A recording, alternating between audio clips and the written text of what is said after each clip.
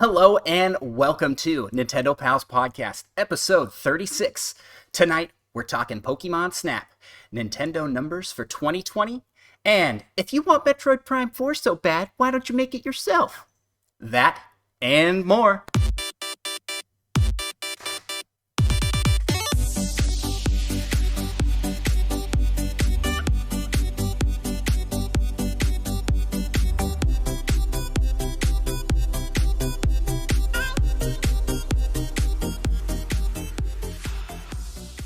Well, hello, I am Andros, and I am joined tonight by my regular co-host, Micah. Yep. And we are joined tonight by extra special guests. Joining us from the Nintendo Cartridge Society, we have Patrick. Thank you. Thank you for having me, gentlemen. I'm excited to talk to you about numbers, which I know are the most exciting thing that a human being can possibly talk about. I'm so jazzed. Man, it's gonna be a blast. This is my first foray into diving into like Nintendo financial reports. Okay. Beyond like just reading synopses from Synopses? from other folks. Correct. Yeah, I went into the paperwork myself, saw the data with my own eyes, and then went to the synopsis and got the data from there. So yeah, that's about the energy I'm at today. But first off, Micah, how are things going for you, man? Pretty good. How Not too much going on. That's what's going on. So, we were talking previously. You were finally hearing back on some internships. Have you gotten anywhere farther with your search? Not really. I did have one interview and it went okay. It's like my first interview, but so it went better than expected, but probably not good enough to hear back from them. Well, hopefully that's not the case. Hopefully you'll hear back from them. Patrick, thank you for joining us tonight. How are things going for you, sir? Things are going okay. I was at the dentist this morning. Oh, all right. I 2 weeks ago was fitted for a night guard because, surprise, I'm stressed out enough that I grind my teeth at night. So I was fitted for a thing, and I went all the way to the dentist today just for them to like pop it in, ask me how it felt. I said intrusive but fine. And then and then I walked back. So that was my big activity for the day, was going to the dentist. That's awesome. That's I bet you paid a lot to have them put something in your mouth for a second and then leave. This specific visit was $0, but I paid $155 to be fitted for the night guard. So, I mean, all things told, like as far as dental crimes are concerned, that one feels like a minor crime. Like I can deal with that. So it was a nice, comfortable day at the dentist. Nice. Myself, I got my first dose of the vaccine. My arm is incredibly sore right now. And I'm feeling a little tired. I'm not sure if that's due to that or just the fact that I stayed up way too late last night playing Fortnite. Yeah. That's bad decisions. Day one of the first shot is not so bad. Did you get Pfizer what? or Moderna? I'm on Pfizer. Yeah. The Pfizer, the PEF one. Yes. Yeah, that one's it was fun. Fun. It's not really a way to describe. It was fine. That's what I'm trying to say. I'm tired, so you guys are gonna get a very. I apologize. It's our first live recording, and I show up like half asleep. But no, it was good. I decided the same time to give my wife a break today, and I took the kids out of the house basically from when I left to go do that till about 7 o'clock tonight. We were just out and about. It's Mother's Day weekend. I'm like, you get a break day. She needs more of those. I need to do that more often. But the kids were actually really good for me after it being, we had to wait in the pharmacy for a long time and then have to wait after in case there's any like allergic reaction stuff. It was good. It was a good time. But yeah, How I gotta know because my experience of getting the first shot, um, I had that moment where I was just overcome with relief, like a nebulous relief, because you have to come back for another shot, and then it's like another 2 weeks after that before like you're truly among the immune people. But like it was just there was like a quick moment, right? Very fast. There was like a second where I was like I could cry, and then it was just like ah. yeah, I don't do well with needles, so that was Mm. something I So was he like. almost cried for a different reason. I see. I So see. my stress relief was more, oh, that wasn't so bad. Like, okay, everything's fine, everything's fine. And here I am alone. I don't have my wife with me. I need my wife. No, I'm here with my kids, and I'm like, I can't freak out, or my Oh. kids will freak out when they have to go get shots, and so I had to, put on my fake, like, oh yeah, this is totally cool. Um, and the nurse was really nice. That's great. When I got my first shot, the nurse said, do you want to watch when you get the injection?" And I was like, like I didn't really have a stance on like, yes, I want to watch or no, I do not want to watch. So I hesitated for a second, and she said, "I usually like to watch," and I was like, "Okay." So we watched it happen together. It was amazing. Share a Like moment, certain a moment in vaccination. Yeah. Well, I'm here to tell anybody listening that it was easy and not too bad. And yeah, my arm feels a little sore. It feels like I haven't felt this way since I was a little kid. And my dad would give me a sock on the arm. That's what it feels like. Just a little tap, a little tap on the arm. Um, yes. So with that lovely transition, let's jump over to the first segment of our show, which is what you playing. Alrighty. Matrick is what I was about to say. Like I said, you're getting tired. You're getting tired, Andrew, tonight. Tired, Andros. Micah, why don't you go first? What have you been playing lately, sir? I've played only one game this last week, and it was new Pokemon Snap. Yeah, boy. I've played a lot of. So you're liking it? Oh yeah, I think I've technically beaten like the story, but there's a lot of other things you can do. So I'm pretty much just going through and trying to max out all the research levels on each level. Yeah.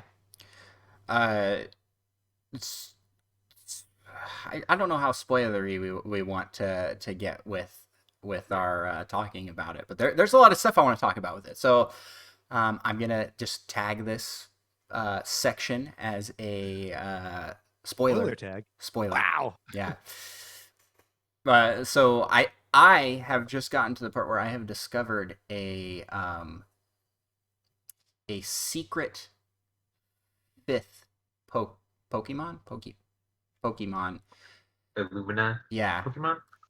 And I have to find a way to unlock that. I don't know what I need to do. I haven't played any more beyond we discovered that there's a fifth one. Now I know not a lot of people are playing this game necessarily for the story, but I actually really am liking the story in this game. Yeah. How would you like characterize this story as like different from like a regular Pokemon story? Because I'm also playing Pokemon Snap, and I'm enjoying it, and I'm enjoying it a lot more than I usually enjoy Pokemon games. It's just not that Pokemon's not really a gear that I run in, right? Yeah. Um, and like I love the aesthetics of Pokemon. I think the designs are like some of the strongest in the world, right? Like those creatures are amazing. And so I always want to play the games, but I'm always like, I like mainline games aren't really my bag, and like Pokken Tournament wasn't doing it for me, and like the like none of the games are like the type of game that I want to play. But if I can just take pictures of these awesomely designed little creatures running around and being adorable, I throw an apple at a Pikachu and it smiles at me, like yes. But I don't really have context for how this story differs or is more fun or more engaging than a regular Pokemon story. Yeah, I'd say all I really have to compare it to is the original Pokemon Snap because because the game is just fundamentally so different from the main series. The main series isn't really story driven either. I mean, it's a goal of get the 8 gym badges, Right. and get to the champion spot, and you win. And then, by the way, try and collect all 150, 2,000, you know, depending on how far you are in the generations, how many Pokemon you have to collect. Plus, Um, there's always some nefarious organization you have to yeah, fight off. Mhm. some of them have better plots than others in that regard. I'd say. Uh, yeah, that's all. That's all I'll leave that at. I know that they tried to go really story heavy with Pokemon Black and White, where it was like you're basically fighting an organization that wanted to free Pokemon because battling Pokemon's cruel. And then, oh yeah, we're being reminded in the chat by Third Strongest Mole. There's the from X and Y, the Great Pokemon War that somehow split the timelines. That one had a lot of lore in the Oh, background. jeez. Uh, Yeah, I never played that one. yeah, so there's like some that like get deep, but with new Pokemon Snap, I'd say the story is uh serviceable to the gameplay. Like it's there and it's kind of a fun way to make it make sense while you're hopping to all these different spots. And just a little bit of intrigue to help keep you going. Yeah. Yeah.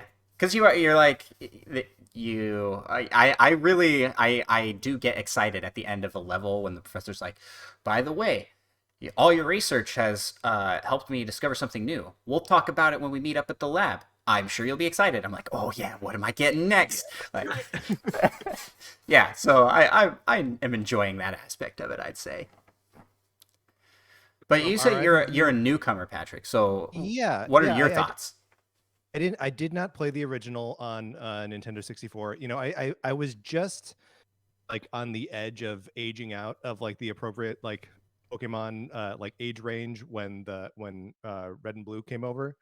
Um and so like I did play them, and you know I was, it was one of those things where, you know, when you're watching like a Saturday morning cartoon, and you're like, "Ooh, I'm just a bit too old for this, but I'm gonna let it slide." Where you're like, "I'm still gonna find a way to enjoy this." That was me with the first two Pokemon games. Um, yeah, it's always a sort of distant curiosity for me, um, and getting, you know, some time to just be in the world of Pokemon and take pictures of them. I've really enjoyed. I'm not really approaching it in a I too am excited when I reach the end of a level, and you know we've evaluated my photos, and he's like, "Hey, guess what? We might be going somewhere new after this, or I might give you a flute." And like all of that is super fun, but I'm taking a real like I'm almost backseat playing with myself in this, you know, like when I'm like watching myself play the game. Like whatever happens, whatever I unlock, I'm just gonna take it as it comes, Yeah. and just have a real chill time. Because there are a few joys as pure as coming across some weird Pokemon bug in the forest, and taking a picture while it's like rearing up to attack you. Like it's just so cool. Yeah, yeah, and there are times like it's been so fun to discover these actually pretty tricky to get photo moments. Yeah. Uh, and I'm thinking of one in particular that I found was I had to throw the Illumina orbs at 3 different surrounding flower things, and it stopped this like tornado thing, and out flew a Flygon, and it's like this really pretty dragon Pokemon, and it's just like cruising around. I'm like, wow, like because it's flying, so you have to like really Right. kind of shoot from the hip almost in order to get the picture. Whereas like some of the Pokemon, you can go, okay, you're approaching it, you can see it in the distance, and you're like, I'm just gonna Just line this lining shot up up that perfect shot, perfect That's right. shot, and then like of course inevitably you get up and you're like perfect, and it goes and it turns. yeah, Turns away. it's like it just walks away. Yeah. Meanwhile, you're missing like 30 things happening behind and yeah. above Yes. you. Yeah. Man, the feeling of, and when you do a new level in this game, the feeling of there's something happening behind me, like at all times, is like a little overwhelming at times. But I love it, and but it is like, Yeah. This is where the like I'm just going to let this game happen to me like really feels useful because the first time in every level or even the first time in a new research level, I'm like I'm not going to get everything I need to get this time through. I know I'm going to be going through this level a couple times and it's okay. Like I don't need to panic about getting it all in the first go. yes, yeah, and that's I actually like it because the levels do have a lot more replay value. There are some shots where I see something go by and go, oh, next time I play, I'm gonna try and get that thing that And then flew past me. I always forget though. Yeah, Yeah, I do that too. And then I see something swooping by out of the corner of my eye. I'm like, crap. yeah. Crap, next time and then you play it Yeah. again and you're like, "Oh no, that thing again." Well, the problem is for me, I've been unlocking levels and leveling up so I've been unlocking courses and leveling up the course I'm on simultaneously, and sometimes three things happen where I'm like, you unlocked nighttime for this level. Oh, and there's a new level here. Oh, and there's a new level over here. And you're like, oh man, there's just like so many options at that point on what to do next. And I also just want to go back and do that again for the things I just missed. like, Right. like But there's you a also lot. want to see the new thing. So Yeah. there's this constant pull of like, no, I can do it better versus like, let's see what's next. Yes. Yeah. I'm digging it. So you've beat it. Have you seen every Pokemon, Micah? I have not. I've seen every Pokemon on the first two islands. Oh, does it tell you But when you clear out of an it, island? yeah, it That's does. And nice. before you get too intent on finding all of them before finishing the game, I'm pretty sure there are some Pokemon that only show up Post. after you complete the main storyline. Okay, that's good to More know. of the legendary variety. Makes Oh, sense. yeah. Yes. Well, sweet. Are you guys messing around with the online like profile thing where you can upload pictures to it and then like give each other sweet medals and all that stuff? I've uploaded a few. I haven't done anything with that. It's like I have so much to do in the game that I'm like I don't really want to I don't really want to worry about posting stuff. And I didn't realize like I have the setting turned on where the professor will automatically upload stuff for you, but it only does that Yeah. like every once in a blue moon. Like oh hey, I liked this picture, and it's always like some random picture that I like. I'm like that doesn't look that good. Yeah, I don't know. my picture with the most sweet medals is a random blossom that he uploaded. Meanwhile, I have like this really cool nighttime onyx with a shooting star like flying over its head. It's like that's incredible, Cool. and I got like two. Meanwhile, my blossom just random in the bushes has like 44. People have no taste. It's Yes. true. I mean, the photo that I'm just looking at it right now. The photo that I uploaded that has the most sweet medals on it now is a Raichu surfing, and I put sunglasses on him and like some hearts and like little zoomy lines behind him. It's cool. The ability to like photo mode these things and like add little stickers and stuff is really fun and cute and stupid. It's got 79 sweet medals, so that's pretty good. Nice. That is really good. It's weird to be like talking about how well our social media posts are doing inside a game. Yeah. But but it's I'm really glad that they added that. This honestly I think is going to do just extremely well as a game and as a platform. Like I feel like it's going to have some legs to it just because people will be going for those sweet shots um to to post. Yeah, well, and it's cool to see, people doing funny stuff, and like taking pictures that look like one thing and then like tag it as something else. And I don't know, I feel like there are just a lot of opportunities to be creative in this that like I wasn't totally expecting. Yeah.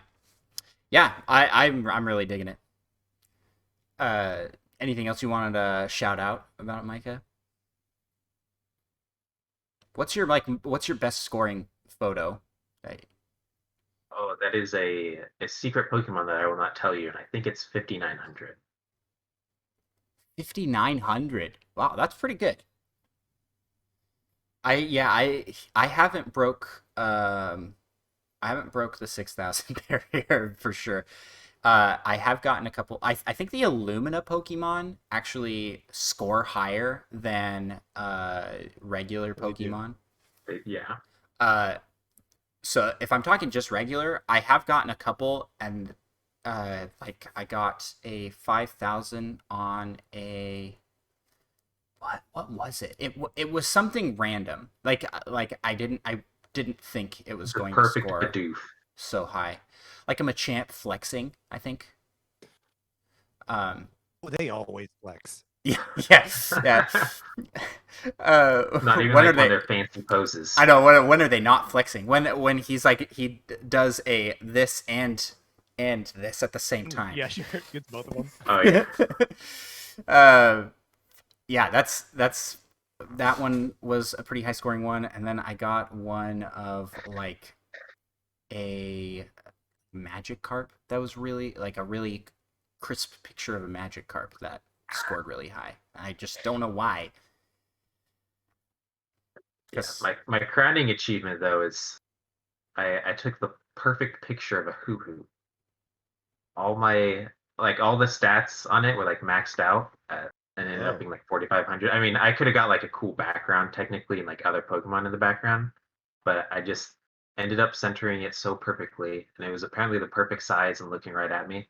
yeah, So that's my crowning achievement, my yeah. proudest picture, and it's Even just like some random hoo hoo looking at me. you posted that in the Discord. It was like even zeros on everything. So it was like you scored 1,000 for this, 2,000 for this, 1,000 for this, 500 for this. Like the highest Yeah. you could get in each of the categories. It's like, dang, that is pretty impressive. Yeah, my crowning achievement was somehow getting the exact same score on on identical photos, essentially, for the vanillish. I don't know what that Pokemon calls the vanilla ice cream. Yeah, the vanilla ice cream Pokemon. Um, yeah, it's but looking at the actual scores, I I got different numbers for things, but the totals are the exact same, and if you look at the pictures side by side, they look identical. So Yeah, I'm like, it can be how? weird to see some of the scores roll in, and you're like, "What are you talking about? Everything is cute in this picture." Like, Oh why yeah. don't I get cute points for this? Yes, yeah, yeah. Yeah. Sometimes you take like the perfect picture of one Pokemon and it thinks you're like taking a picture of like a wormhole on a tree behind them. Oh, oh, that's the worst when that happens. I've had that happen multiple times where I accidentally I guess it focuses on whatever the circle's on, and so my circle will be like drifted off to the side on something while my picture I'm like, oh, I'm getting a perfect picture right now, and then it's like million miles away a wormhole, like you said, and you're like, oh, okay. Sometimes you can't even find the other Pokemon. It's just supposedly in there. Yeah, yeah. So, I guess we'll move on then to Patrick. What have you been playing lately? Pokemon Snap, new Pokemon Snap, of course. And then, I mean, like always, the answer for me is Hades. Since it came out, I am hopelessly addicted to that game. I'm well past the point of escaping hell and defeating Hades multiple times, and concluding like the actual story that I won't spoil here. But like the game doesn't end when it ends. Like you have to keep making the game end until you can really see like everything that's going on. So I continue to play the heck out of Hades. And then over on my podcast, Nintendo Cartridge Society, we've been playing all of the Kid Icarus games, which is only 3 games. But we've played them all. So I just kind of had Kid Icarus living in the front of my brain, and have had it living there for the last like month and a half. Um, and they're all really cool, super flawed games. Like they all have such like awful speed bumps that you have to like really find a way to overcome in order to enjoy those games. But when you do, you're rewarded with like awesome little deep action games with like invisible RPG elements or sometimes not so invisible RPG elements. Um, I'm just I just am thinking a lot about Kid Icarus these days. Yeah, I will say I've said it before on the show, and I will say it again. Kid Icarus Uprising, I think, is my favorite 3DS game. It's very fun. Wow. Yeah, I really like it. Yeah, it's super fun. I just like the discomfort factor of playing the game is so big, and I know that's a trite complaint to have, almost to the point of being hack. We all know it's uncomfortable to play, Patrick. Shut up. um, No, but it's like it true. It's is, true. Yeah. it is. It's like I got used to it pretty quickly. At least for me, but it feels like it would have just been so much better with like a twin stick layout. It would have, but I mean, it's also like it's designed for the more. It's almost designed for like mouse and keyboard. Like Yes, it's yeah, that's a good. it's That's a or good. if you could switch as soon as you get on land to like dual stick controls, like then it would be okay. But like the flying sections are so. If you've never played Kid Icarus Uprising, the way the game controls is that you are holding the 3DS in your left hand, shooting with the L button, and steering Pit around the screen with the circle pad, and then you are controlling his aim with the stylus on the touch screen on the bottom, even though the action is happening on the top screen. Which means you are spending so much time holding your 3DS up with one hand as you push on it in the opposite direction with the other hand. It's a nightmare. That's how you get Um, these really ripped wrists. Scrambled a bit. Yeah, yeah, yeah. It's that's definitely. Oh, it's like one of the few games that uses the stand that the 3DS comes with. Like you like almost have to have something to prop it up on the other side to play prolonged. yeah, totally. I've got this like kind of foldy out stand. Yep. Good for phones and good for whatever you might need it. And I think this is the only 3DS game that I've used the stand entirely for. I also use it a lot for Fire Emblem games, but mostly because those just like go on and on and on and on and on. You're going to be playing a Fire Emblem game Oh, for like accidentally 30 hours. accidentally triggered Okay. a sound effect there as part of the live recording. I forget that I've got my quick keys on here. Send in a chat to Handbone Johnny. Welcome to the show. Yes, I agree. Like it came with the 3DS came with like a charging stand. Am I remembering that right? It comes with a stand, or I know maybe we got one separately. the retail package version of Kid Icarus Uprising had like a little plastic stand in it, like a little white curvy thing. Um, maybe that's it. I don't know. Yeah, yeah. It I really like the game for everything. Besides that, I really do feel like they did something cool with it. Oh yeah. But yeah, I love that game. Just I like the dialogue. I like the half Star Fox, half Zelda shooter, half Monster Hunter. Like it's throwing in little elements of all these games, and the game was ridiculously long, like way more than I thought it was going to be. Uh, like that, I do remember like going like, wow, this was short when you hit the first credits, and I'm like, this is Yep. really short, and then it just goes and goes after that, and you're like, Yeah, after you hit that first kind of like psych out ending, which is great by the way. Like it's some Hideo Kojima level like Metal Gear Solid 2 sort of like narrative wonkiness that it's doing because it recreates the first 9 chapters recreate the entire story and sort of like entire experience of the first Kid Icarus game, and then it pulls the rug out from under you being like psych, that's not really what's going on. And very much like huge portions of Metal Gear Solid 2 where like you think one thing is happening and then it's like psych psych, we're doing something else. um and like the way it just like develops and like turns itself on its head over and over again.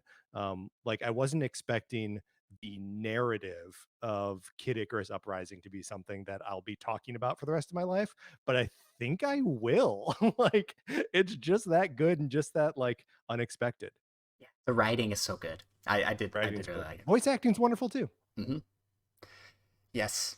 We talk about I know we're gonna, people are gonna be sick of Kid Icarus. If you are a fan of Kid Icarus, definitely check out the series that was just done on the Nintendo Cartridge Society, where they played all three of them and reviewed all three of them, and then speculated on new ones. But can we talk about the unfair sort of old ones? We Yes. speculated about the missing links in the chain between Kid Icarus of Myths and Monsters and Kid Icarus Uprising. You know, there wasn't a Kid Icarus game for 21 years. And so we were like, what would those have been on Super Nintendo, on Nintendo 64, and so on? I do want to briefly ask your opinion on the unfair treatment that they get as a game in Smash Bros. Like a little bit of favoritism, you know. It's definitely got some Sakurai's like his adopted son. You know, you got Kirby, and then you got the adopted son. Except you give the adopted son maybe a little bit more attention because he's adopted, and you don't want him to feel left out. And you know what I'm saying? Yeah. Well, I mean, the thing is, we wouldn't have Kid Icarus Uprising if Pit wasn't in Melee, right? Like, or Brawl. He's in Brawl. He's in Brawl. Yeah, it was his first appearance. Yeah. And like that is what like shaped him and Palutena and sort of like their world into what we then end up seeing in Uprising. So like it seemed to me like Sakurai was already like he was gunning to make Pit a thing, right? Like he was bringing him up through back channels, did a backdoor pilot with Smash Brothers Brawl, and then was like, here we go straight to series with Uprising. So I get it. I get showing some favoritism there. Yeah, he still does. Like every Smash Bros. Game that's come out since, like they get all these levels, and they have like more characters on the roster than Star Fox. I mean that's a little the same now, right? Because we got Wolf, Fox, and Star Fox. Oh yes, that's true. It is the same. Give me Slippy Toad. That's who I really want. It's a fighter in Smash Bros. What would he do? Dude, ask Fox for help. Yeah, I was gonna see. All of his moves are just Fox, help me. Fox shoots where you're aimed. Give me Old Man Peppy or give me death. I want an old rabbit hobbling on a cane trying to fight. Oh man. Well, so Kid Icarus. That's what you've been playing. Anything else you want to highlight in your? No, nothing else. Pokemon Snap has been kind of I mean, I'm gonna start my list here. Pokemon Snap has been my primary go-to, and I just gotta say, like, anybody on the fence for this game, I talked about it in our last episode. It was right after my first impressions, like my first playthrough. And I can say that I definitely love it more than I did then. And I really was enjoying my time with it. But the beginning is slow. I'd say the tutorial portion of the game, like that first island, felt very slow. But after you unlock like the second course and the nighttime version of that, then all of a sudden you've unlocked multiple courses this way. Also, you can go back. There's new stuff back there, and there's a lot more options, and you have all the tools on your tool belt. You got the apples, you got the orbs, you got the song. It's not a flute in this game. Like the little music note thing, and eventually you unlock the ability to speed up. And I'm hoping, I don't know if you'll unlock the ability to slow down. I think there was at some point the ability to pause in the first game. But yeah. And if there was an ability to backtrack at all, like to just like go back up and like, you know, either take like the separate fork in the road or like, no, I wasn't done trying to take a picture of that thing. That would be super useful. Yeah, I want to. You mean like the free drive mode where you just drive wherever you want. Yes, I'm hopeful that this game does well enough that that's what we get next is like an open world esque, where it's more free. Like you get to walk around. That would be really cool. I've been hearing open world and Pokemon in the same sentence for decades. It's never gonna happen. Yeah. Legends come. Oh yeah. Legends. Yeah. We'll see if it's not terrible. I'm hoping. Okay, can we talk about? Can the Pokemon Company use Bandai Namco's assets? Like, come on, this game looks so much better than Sword and Shield. Like, graphically, I've had so many moments where I've been like, this is amazing. I'm in the ocean and I'm seeing this like flock of manta ray, and I'm like, this. I feel like I'm watching a National Geographic film. like, like it's so good looking. I'm I feel like blown I'm away. watching National Geographic's The Whales on Disney Plus right now. Yes, it's and there's like the desert level at nighttime. You look up and just look at the stars. I'm just like Oh yeah. That's one of the absorbed. coolest looking levels. I'm absorbed in the like atmosphere, and it's like each place you unlock is so drastically different than the last place, and it's just wow factor after wow factor. Uh, Man, I am And loving think this game. it totally benefits too from the like reduced Pokédex, right? That like they only have to model and do behaviors for. I mean, it's what like It's 230 like some yeah, Something like 200, that. low 200, I think. low 200s. And I mean, even Sword and Shield with its incomplete, Pokédex still has like 600 Pokemon in it. Like it's an absurd number of characters that they need to create for all of these things. Yeah, And I, I I think we're really seeing the benefit of Bandai Namco being like, no, it's just going to be like these 200, which is still so many characters. But then they can genuinely look great. and the levels are on rails. So there's a lot more you can do to tailor the experience to be very optimized, and look really good. So yeah, I definitely agree. But I like to imagine that someday a Pokemon game mainline will look that good. It's just so nice. Yeah, yeah. Besides Pokemon Snap, which I guess I gotta close out saying like definitely get this game. It's now like one of my top Switch games, for sure. A must buy. Um, I played through the entire Miitopia demo. I laugh at myself because I started it up after last week's after last week we covered the news portion talking about all the me's that people were making. Like you go out onto Twitter or social medias anywhere and just search for Miitopia and you will see some cool stuff, like some really cool creations people are making. Shrek, Banjo Kazooie, Sonic of every game, Sonic, creepy movie Sonic. They've got everything, and I started up to like kind of like, oh, I'm gonna download all these Mii's from all these places and just have fun with it, and the game hooked me. No way. I like actually really enjoyed the demo, to the point where I'm a little upset. Like I was hoping I'd hate this game because I don't want to get it, but now I kind of want to get it. It's hilarious. Everything about it is just so fun and just oozes the me era charm of the Wii and 3DS. I don't know, maybe I'm just nostalgic for Street Pass and all the games that were on Street Pass, but this game, it has something. It has something for me. Man, nostalgia counts. Like that counts. That's part of it.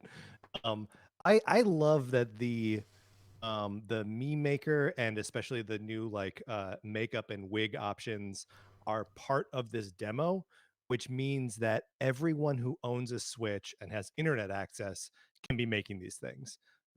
I know we're gonna get to the oh, I forget what it's called already. The like self-programming garage game that Yes, Nintendo yes. announced this week. But like this is such a smart way to lean into user generated content and just say, by the way, everyone can do it. Like it's the number of people that have access to these tools um only makes your experience better. So like it's just super rad, and I hope that they find a way to incorporate that sort of spirit of like everyone has access to the creator tools with like this new game, and if they could do it retroactively with um, Mario Maker, I feel like that would just be so cool. Like the more people who have the chance to play with it, the better it is for the people who are playing with it. Yes, for sure. I would really like to see that meme maker become a meme maker. Yeah. Just a standalone channel on the Switch would be really cool. Because all of the wigs and the stickers and stuff you do, like, I mean, I shared some screenshots on Twitter. I have the wise old sage Joker from Persona. Uh, he he comes in and like has this really dramatic wizard entrance, and I'm just like, this is just, what am I playing right now? Like, this is just so goofy, and fighting against the Dark Lord, handsome Squidward. Oh, just everything about it's so great. I love what people have been able to do with this creation tool, and it makes me very excited for that garage. I have it in the notes here. I've already forgotten what it's called as well. It's a non-intuitive name, Game Builder Garage. Game Builder Garage. Yes. So I think that's all I'll hit on for what I've been playing. That's basically it. I did hit a little bit of Fortnite. I tried the World Ends Club demo. I'm not a fan. I will not be picking that up. Didn't enjoy my time with it. It was weird. It was definitely trying to like subvert expectations, so it like lead up to something like, oh, this is gonna be a really scary game. Nope, it's not. Or, oh, this is gonna be a really intense moment. No, it's not. And it just kept doing that to the point where and you had like hardly any gameplay. Turns out it was adapted from an Apple Arcade game. I was going to say it's Apple Arcade, so it falls into that club of Nintendo indies or indies on Switch that like you could really sample cheaper by checking them out on felt Apple like a mobile game for sure to me. So don't recommend it. Don't spend your time. I finished the demo because I was like, this has to do something. And it didn't for me. So and that's it. That's what I've been playing. So let's move to the next segment of our show, which I don't have a bumper for. So we'll just throw in our own. Do it yourself. Yeah, Micah, you want to throw in a sound effect for coin block? Coin block. I was really hoping. Hold on. I tried my best. What was that? I was really hoping for like coin block. Mario makes that sound every time he hits a block, right? Okay, all right. Let's do it again. Let's do it again, Micah. You do the sound of Mario hitting the block, and I'll do the sound of the coin popping out of the block. Oh, good. Okay. Like on 3, or how are we doing? I mean, I think you go and then I go. I think it's okay. one and then the next. Ding.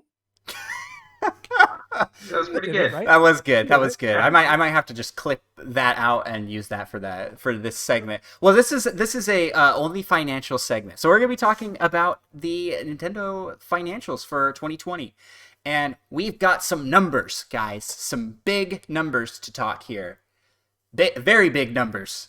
So let's just like come right out here. Micah, do you want to start off with the top 2 stats I've got there? Probably. Probably. Sellers. No, the ones above that. Ones above that. Oh yeah.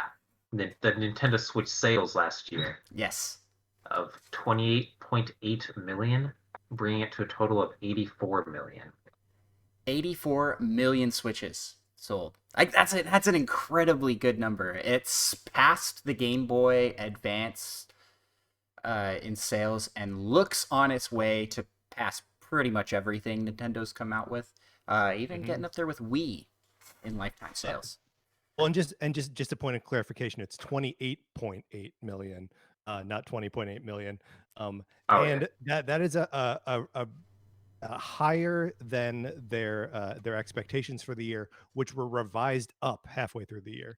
So At some point they revised up to like 24, 25 million, something like that, from I believe below 20. I don't remember what their initial estimates were, but they were like lower. They revised it up and then they outsold that. So like it's just been like an out of control good year for Switch sales.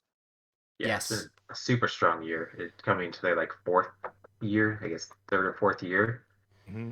Yeah, and they have it's over a third of their total sales in this year. They're like doing better and better as time goes on. yeah. Yeah. Uh I think the Animal Crossing figures really attributed to that as well. So we got the some top sellers for Switch this last year where Animal Crossing sold 20 million. Mario Kart sold 10 million.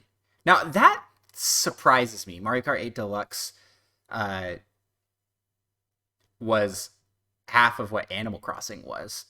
For a game that is, I mean, you think about it, it's a port of a Wii U game and has been on there since launch essentially.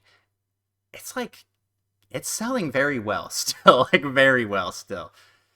Dude, that almost seems low to me. Just because Mario Kart 8 Deluxe is the perfect second game, right? Like, whatever you're buying the Switch to play, if you're picking up the Switch to play Breath of the Wild, if you're picking it up to play, Odyssey, if you're picking it up to play Animal Crossing, the perfect second game, because anyone can play it, and you can play it with your friends, is Mario Kart 8 Deluxe. I Yes, don't know why they would sell almost 30 million Switches and not sell another 30 million Mario Kart 8 Deluxes.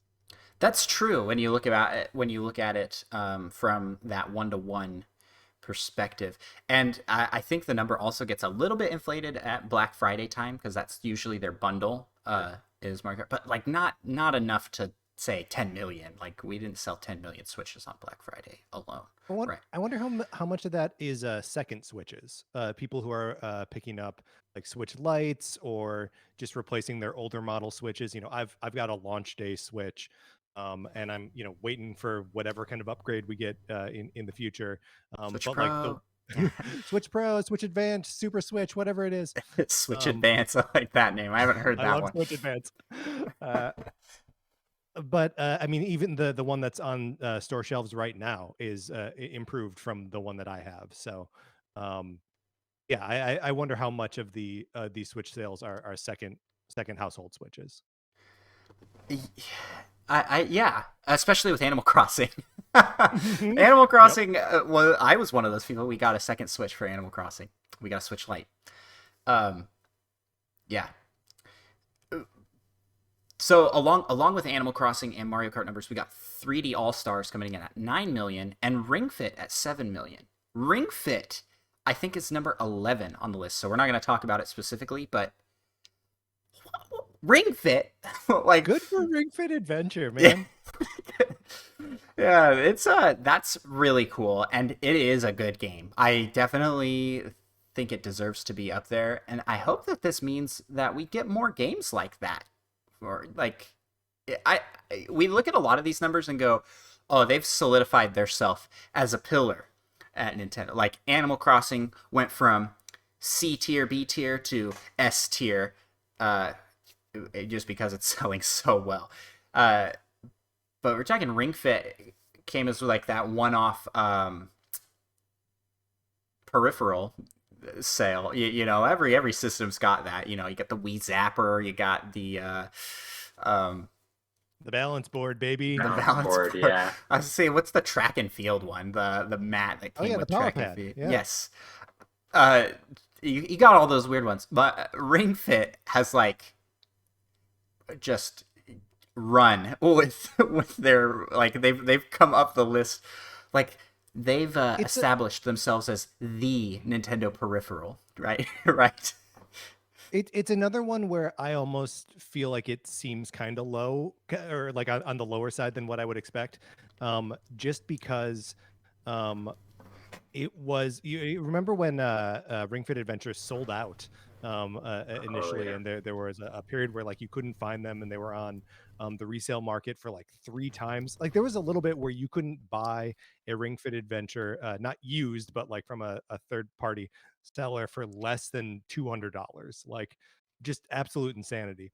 Um, and like the part of the reason that it had this demand is that like people couldn't go to gyms for a year, right? Um, Right. and so like now that I mean, I don't know, who knows what the future holds. But like I almost feel like the drive to like really push, I feel like those numbers are going to plateau. Like I don't know that Ring Fit is a forever seller. Um, but yeah, it's one of my favorite bits of trivia about this Ring Fit selling 7 million this year. Comes from Imran Khan of Fanbyte, um, who pointed out that this makes Ring Fit Adventure the best-selling new IP RPG of the current generation. Oh my gosh, yeah, that's true. Oh, what a great what a great I love that. That should It's be like wonderful, isn't it? that should be more published than that. Oh, and it is so fun. I really like that one. So those are some of like the big sellers for last year. So I wanted to talk with you guys about the now standing, the current standing of the top 10 Switch sellers from Nintendo, because we're not even counting. Nintendo's not even counting like third-party sales on any of these numbers, and you throw those into the mix. I mean, like Monster Hunter Rise is probably going to be like a huge one that we'll be talking. Hopefully, they release numbers for that at some point. Some Capcom does, because it's just doing really well. But we've got the top 10 has not changed much since the previous go round, but all the numbers have gone up. If that's so, we've got Mario Kart 8 coming in at 35.39 million as the best-selling Switch title, and with an attachment rate of like a third of Switch owners owning Mario Kart 8, which I do agree with Patrick. That does feel low. It feels like that's like everyone should have it. Mm-hmm. Like, especially when you compare it to Mario Kart 8 Deluxe. You do not have Mario Kart 8 Deluxe? I do not. He has Mario Kart 8. He has Mario Kart 8. Yeah, I had the original. So do I. Micah, I feel like you might need to get this game just so that you can participate in community events. Like I just throwing that out there. We've played it like every month with the community here. It's so fun. The online is definitely I just better. get to be like a spectator. It's true. You can like be like an announcer. Mostly just yelling "Boo, Andrew" whenever you start to get in the lead or something. Yes, that's 100% true. Then in second, which I was surprised that Animal Crossing did not overtake Mario Kart, but Mario Kart just kept selling decently.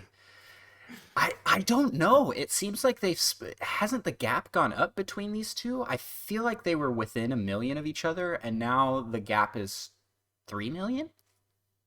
I think the difference is we're not going to see a big update to Mario Kart 8 Deluxe ever. I don't think. I think that game is complete. And at some point, we're going to get the Welcome Amiibo version of Animal Crossing New Horizons, right? Like with New Leaf, and I think it was like 3 years into that game's lifespan that they released like a huge update that changed a lot. That will happen to New Horizons, and at which point like it'll get like a fresh like publicity bump. People will be talking about it again, and I think we can expect to see Horizons have like a second wave. Yes. There's hope that like Mario Kart 9 would also kind of be like a second wave for Mario Kart, but it wouldn't obviously affect those sales. Yeah, I agree. Deluxe sells so well. I don't know why they would put out another Mario Kart game, other than I want to play it. Yeah. Mario Kart 9's probably finished. They're just Oh, waiting for the sales to die down. when are we gonna have to release this? They're not. Yeah. So then, trailing in third by quite a ways back is Super Smash Bros. Ultimate at 23 million. We've got Legend of Zelda Breath of the Wild at 22 million. wait, hold on. I want to go back to Super Smash Brothers because even at 23.84 million, how much money have each of you spent on Super Smash Brothers Ultimate? Because I think this is something that is like kind of buried in these numbers here. Is I know I've spent $115 on Super Smash Brothers Ultimate, right? Because with both Yeah, with the additional pass. packs, one's $30, the other one's 25. So I've been kind of a lame-o. I decided not to get the full fighter pass, but I did buy Steve. I bought Steve, so I've gotten one. And when they bring Waluigi in, I'll buy Waluigi, of course. But I just, this has been one that I think the game has been hurt by pandemic. I played a lot more pre-pandemic, and so I just didn't feel like I needed to get the new characters because I'm not playing it enough to justify buying another game. But you're right, because with both those fighter passes together, you're basically paying for the game again, $120. Yeah, Micah, how about you? You got I got the first fighter pass. I haven't picked up the second one yet, but I probably will. I don't know why, but I tend to just wait for all the characters to come out. Yeah. So you think those numbers there are probably closer in sales to something like Animal Crossing and Mario Kart, just because there's a lot of double dipping with purchases. Yeah, well, like I wonder how much like what so like the attach rate between the Andrew, did you get the first set of additional characters? I just got Steve. That's all I got. Just Steve. Okay. Yep. So between us, I've basically bought the game twice. Micah's bought it a time and a half, and you've bought it basically one time. So the sort of like average between us is everyone buys it 1.5 times. So we can reasonably assume that it's sold the equivalent of 37 million. Right. It's like, I mean, it may be the biggest moneymaker on Switch. Yeah, and they're saying the last fighter pass. Yeah, okay. Like who believes that really? Like they can keep going with it. This is no longer Smash Bros. Ultimate. This is Smash Bros. As a service. And Right. we're gonna be getting more content. I don't see why they wouldn't. But then again, Mario Kart 8 hasn't gotten any updates. But then again, we just got a Mario Party update that's like 2.5 years later. So you never know. It's everything's up in the air on DLC. Mario Party update is interesting, and I think what's happening there is Nintendo's online infrastructure couldn't do the like 70 plus mini games that they added to that are available in the regular board game mode that you would need to be able to play online to play the board game mode online. And I think they weren't able to do it before, but Nintendo recently switched multiplayer servers, and Monster Hunter Rise is the first game that is running on those new servers. And so my guess is that Super Mario Party is the first Nintendo title to be taking advantage of it. So I think there's some element of stability or something happening there that they weren't able to do before. So like I bet they always wanted to have Super Mario Party be as playable online as it is now, and they're only really able to do it now that the infrastructure is in place for everything else they're doing going forward. I'd say that's probably a safe assumption, and there's added need for it for pandemic, because that's another game that is very social. Yeah. Would have been perfect 14 months ago, but whatever. Yeah, it's selling super well. It's also on the list of top 10. It's number 7 at 14, almost 15 million, which is really good for a Mario Party game. Is this the best selling Mario Party? I'm fairly certain it's the best selling. Don't quote me on that, because I didn't look at other Mario parties, but it's up there. It's hard to conceptualize what the competition would be, right? Because like The 3DS one isn't good. Yeah. What It what would else would have it to be? be. It would have to be like an N64 one. If we're talking like what's sold as good as this, but N64 didn't sell as many units overall. Like, Right. And just like According, the 90s are a different time for games versus now. yeah, Like right. games should sell more now. according to a quick Google search, the second most sold is a Mario Party DS with 9.31 million. Okay, that sounds about right. Mario Party DS was actually really fun. That's a fun little Mario Party game, And and that the DS is a huge seller, so it makes sense that it would be up there on that one. So this is the top selling. This the message we've sent is that this is what we want. But, so I don't know. I think that it's fundamentally a great Mario Party game. It's just a little short on boards. I'd say that's my only gripe with it. Really short on boards, and if they had just a couple more modes that are like the 4-player cooperative river rafting mode, because that is the best application of that game, is 4 people working together to accomplish something. It's so fun. Yeah, yeah. I'm excited to see what happens with the series. Uh, so then continuing down the list here, so I said we had Breath of the Wild selling number 4, 22 million. Pokemon Sword and Shield at 21 million. Super Mario Odyssey at 20 million. Mario Party, like I said already, is 14. Pokemon Let's Go Pikachu, Let's Go Eevee at 13.8 million.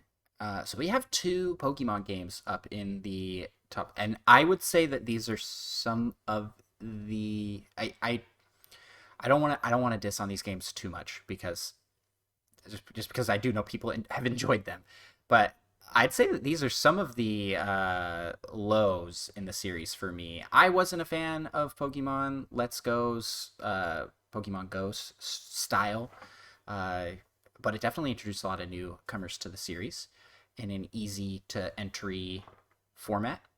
And Pokemon Sword and Shield, like I've said already, I think it doesn't look very good. Like, how? How is this sold so well? And it gives me hope that Pokemon Snap is going to sell super well. Like, because it seems like you just slap Pokemon's name on something and boom, you've got a 20 million, you've got a 10 million plus seller, right? Like, that's cool. Dangerous. It leads to games that I'd say like Sword and Shield are a little bit cut corner esque.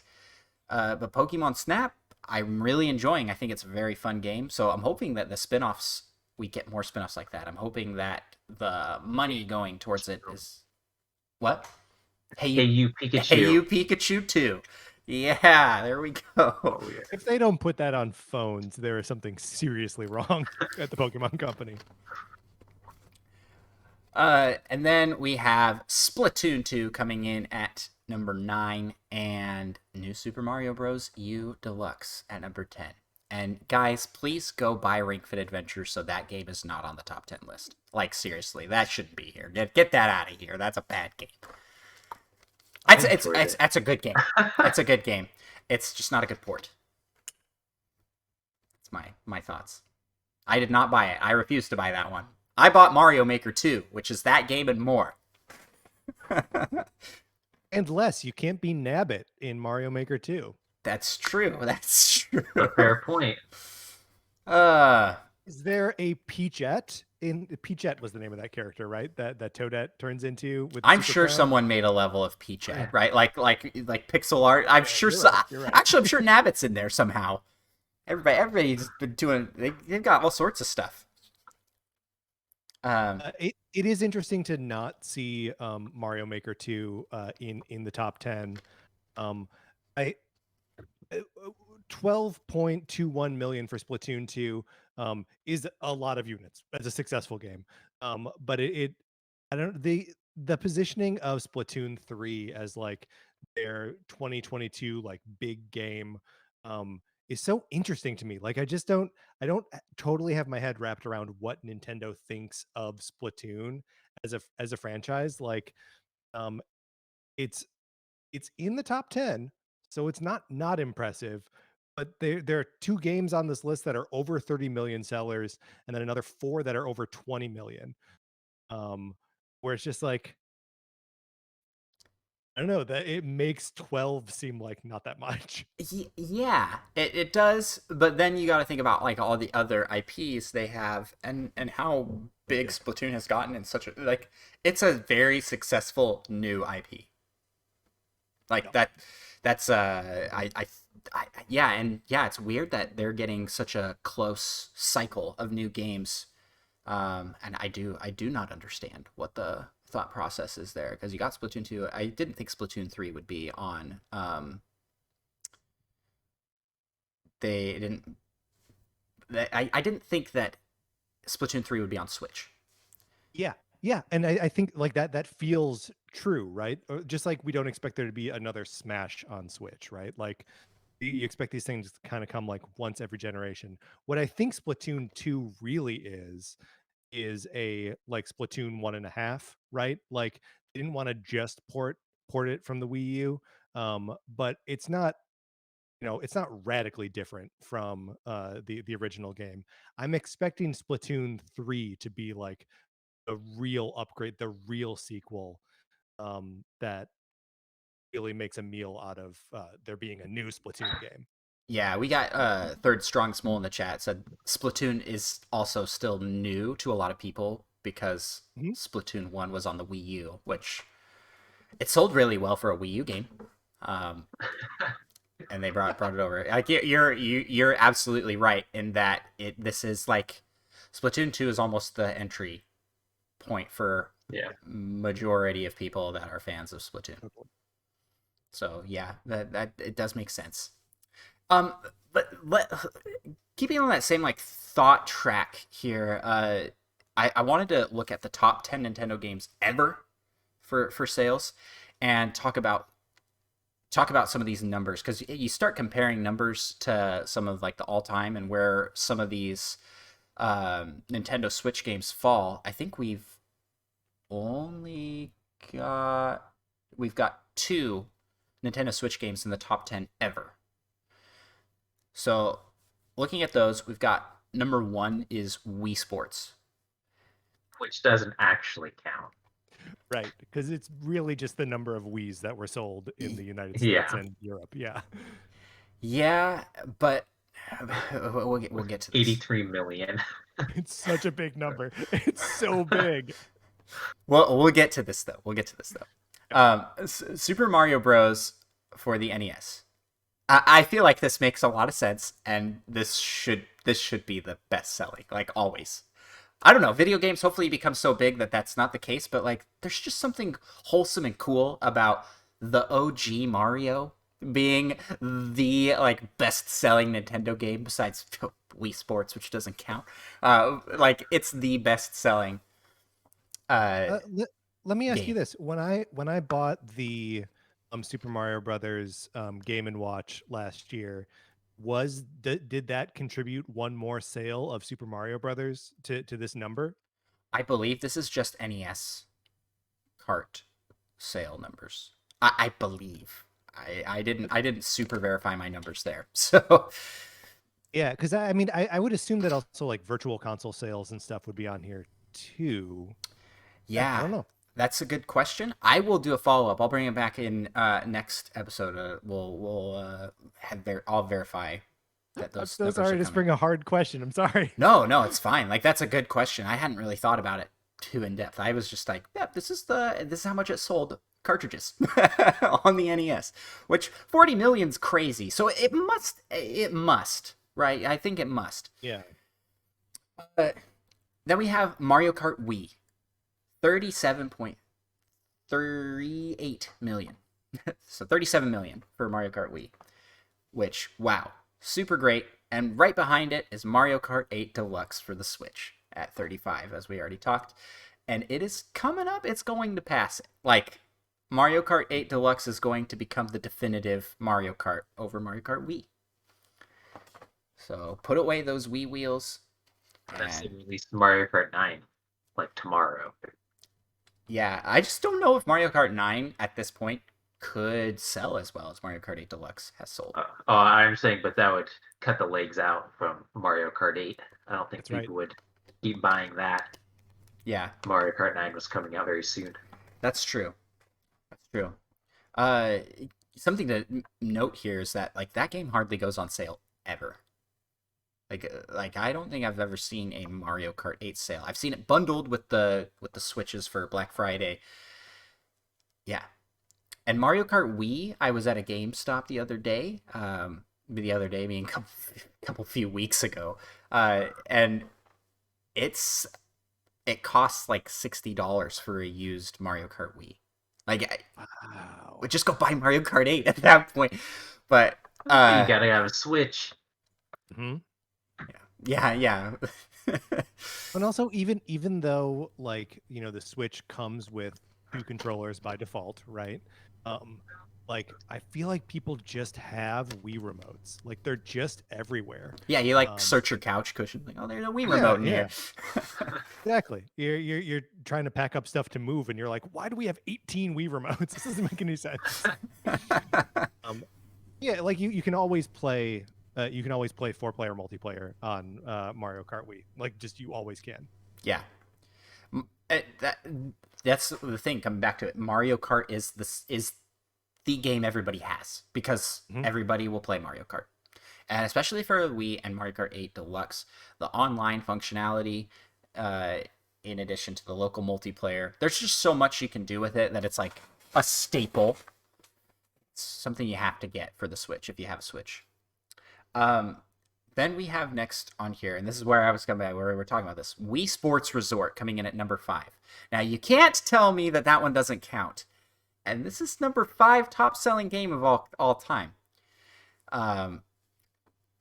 So it's surprising. That is surprising. Number 1 and number 5 are Wii Sports. How did this series die? Like, why didn't they keep it going? Is the question that I have, and please bring it back, Nintendo. I just want a Wii Sports HD something. Actually, I know exactly how it died. It was Wii Sports HD on the Wii U, which was just the original game with online play, which is fine, but I mean, yeah.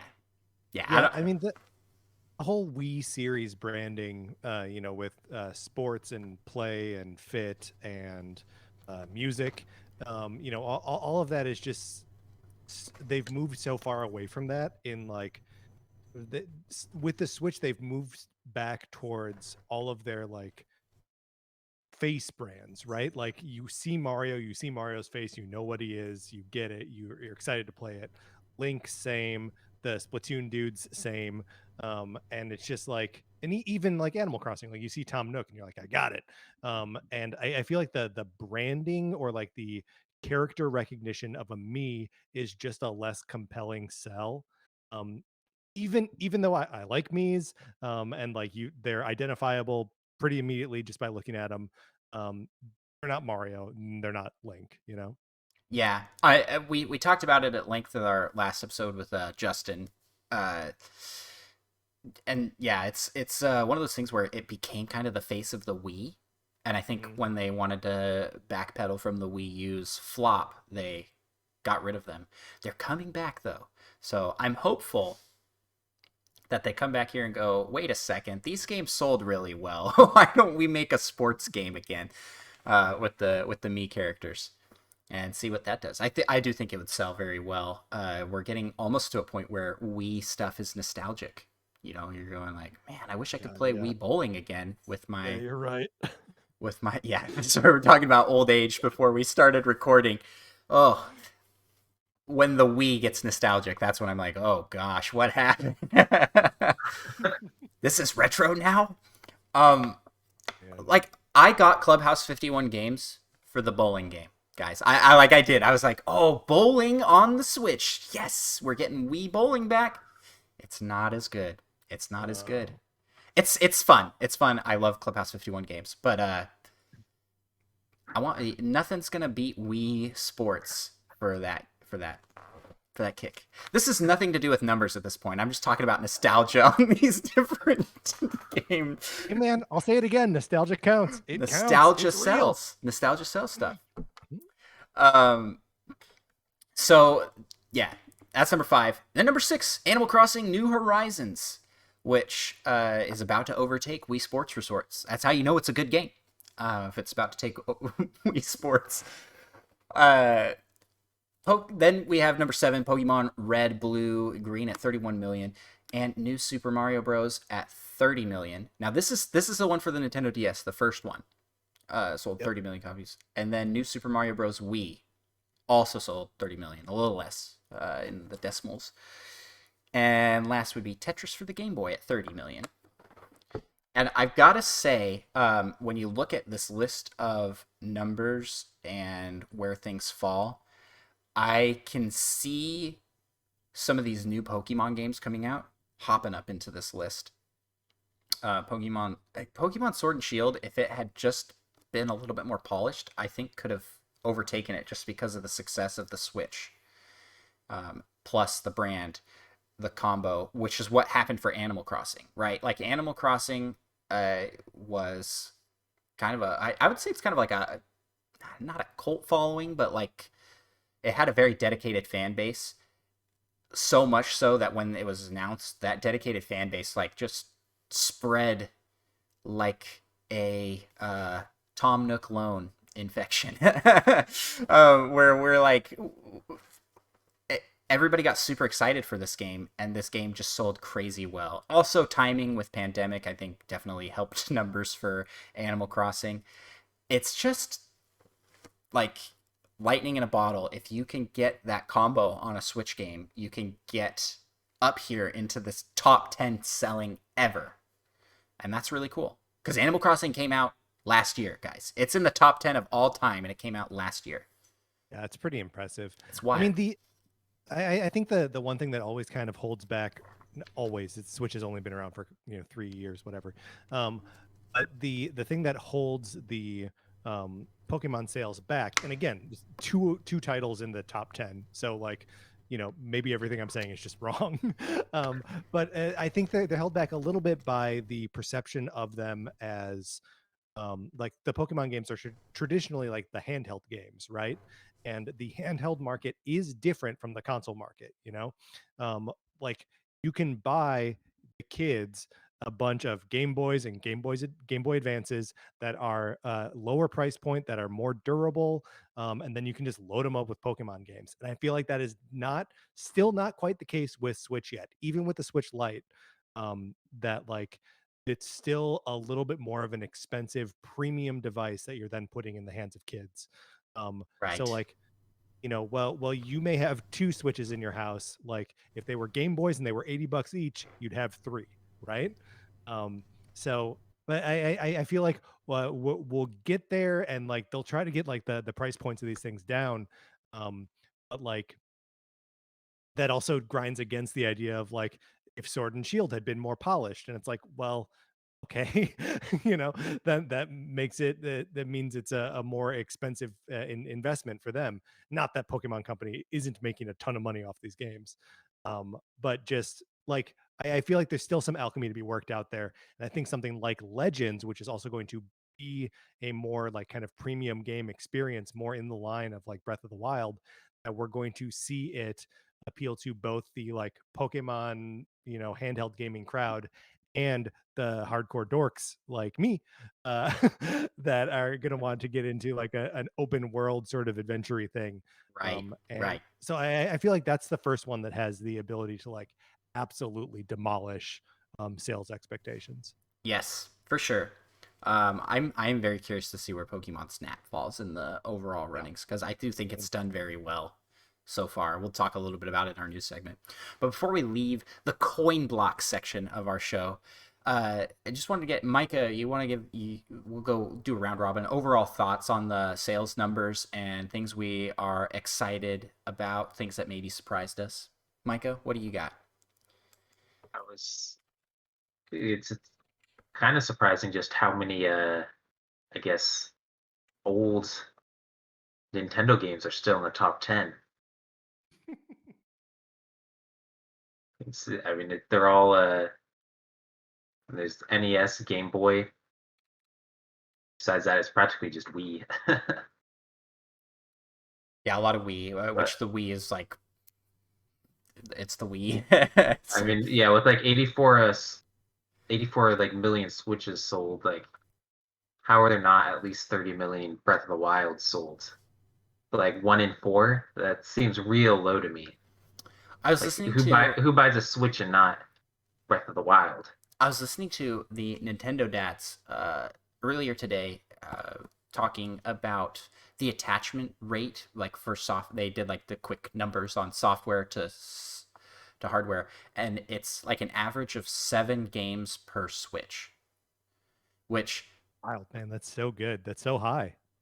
uh, it seems like that seems low.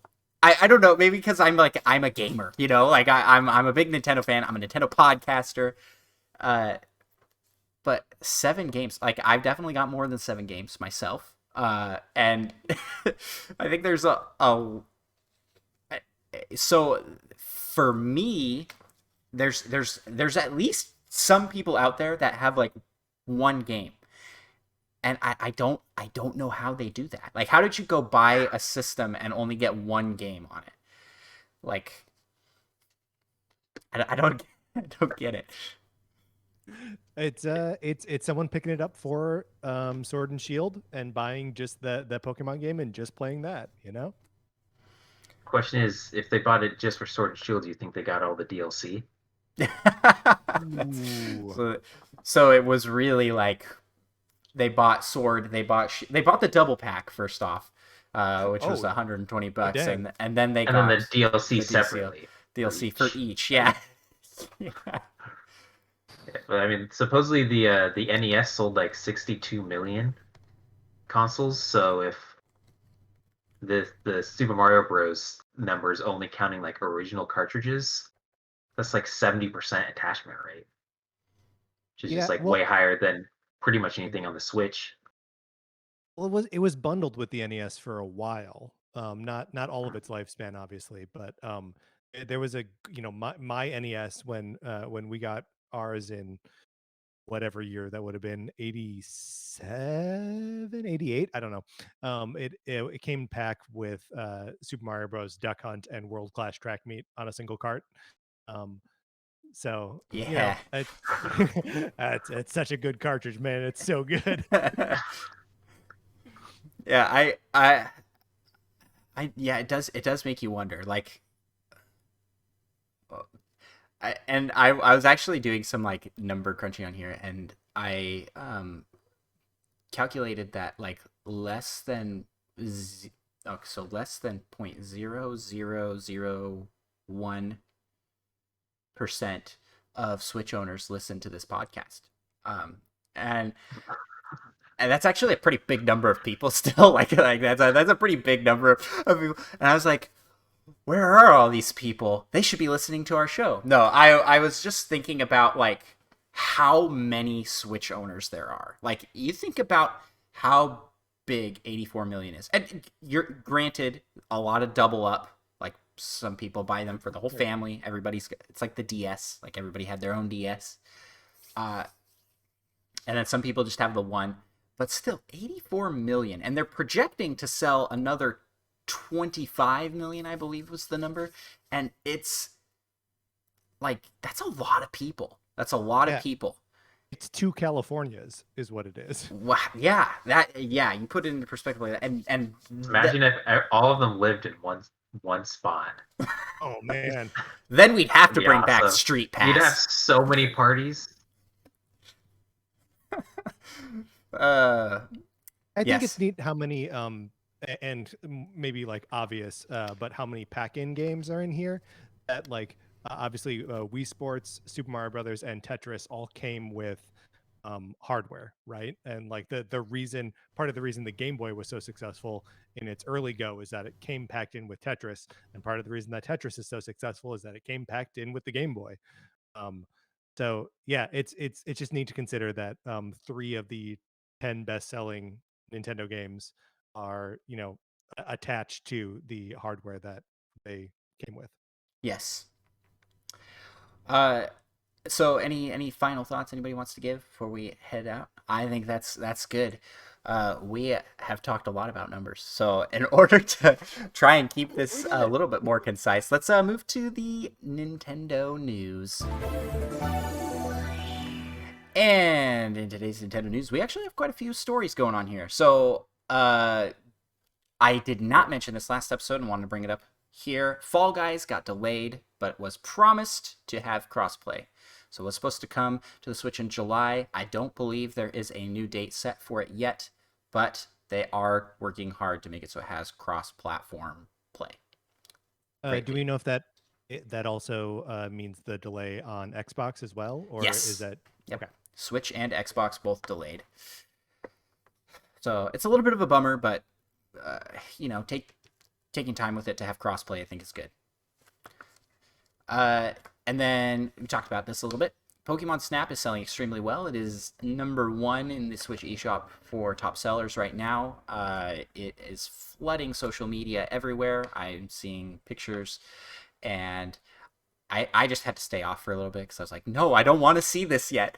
I went on to Twitch and saw someone was playing, and I'm like, oh, no, I didn't, no. Like, because like right in the title, they're like, oh, we're going to find this Pokemon. And I'm like, gosh dang it, I didn't want to know that was here yet. So Pokemon Snap, doing great. I'm excited for it. And then now we teased this at the start of our episode. Micah can finally make Metroid Prime 4 before Nintendo using Game Builder Garage. And I'm sure will be just as good, maybe even better. I do have to say I'm gonna only make that joke one time. I made it twice. I made it at the intro, and I'm making it now. I'm only gonna make it one time. Already breaking your promises. That joke got old so fast. Like I was looking around, like I was looking at the comments on this video. I was looking at the announcement, and my goodness, so many of this joke. Like, oh, you want Breath of the Wild? Why don't you make it yourself? And it was funny for the first 100 times, but the rest of the 100,000 times, it's not so funny anymore. Anyways, that's my 2 cents on that. But I'm excited for this. Like, it's so cool. I looked at it right away and was like, oh, I want my son to play this. I want him to learn to make games so that I can live vicariously my dreams through him. Has your son or have you messed around with the Labo Garage at all? Because it's using a lot of the same visual language as that Labo programming thing. I felt like Labo had too high of a price point for entry for how old my son is. Like, I just felt like it's like I wanted to, but I decided no. Oh, dude, they're super cheap now. Like, yeah, yes, that's super true. But this game, yeah, you're right. They're just taking from the Labo Garage and basically expanding it into its full own standalone game. And at a $30 price tag, this is super accessible, I'd say, as a game. I don't know what your guys' thoughts were when you saw this announcement. Mike? Definitely looks cool. I'm curious to see how robust the creation tools are, right? Like, they showed in the introduction trailer, they showed a couple different examples of the kinds of games that you can make with it, and it's all kind of basic stuff, but I just want to know what it takes to go from connecting little lines on a flow chart to you have a spacey shoot 'em up kind of game. Is that something that's going to reasonably be within my grasp, or is that too complicated? Yeah, or too time consuming.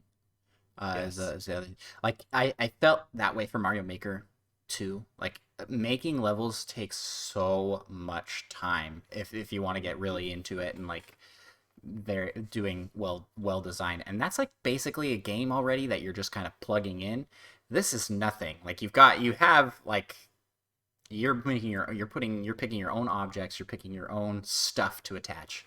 So I do feel like it might be a little time involved.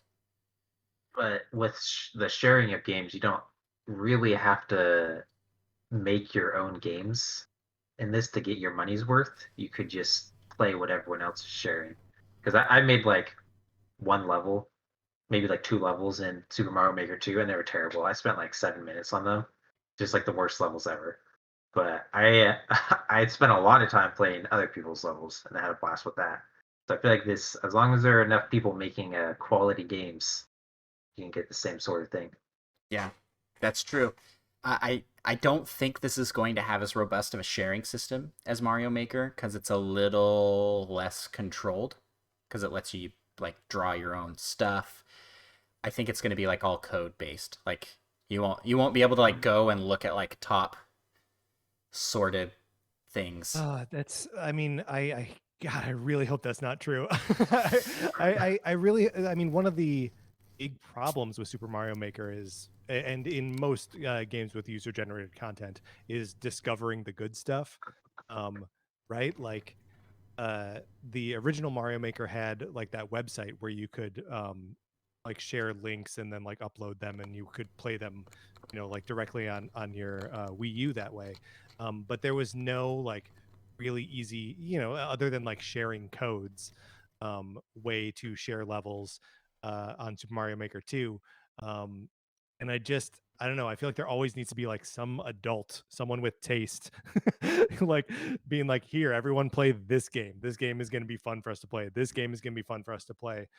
I don't know how many recreations of World 1-1 I need to play, in how many I have played already on Super Mario Maker 2 and how many I'm going to play on Game Builder Garage.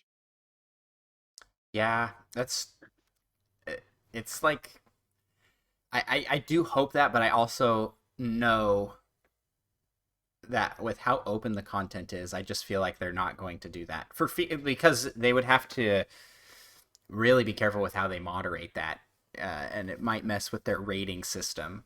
I don't know. I don't know. I don't know. But yeah, that's Game Builder Garage announced for Switch. I am pumped for that. We'll definitely be picking that one up. And then is that out in June? That is in June. I want to say 11th.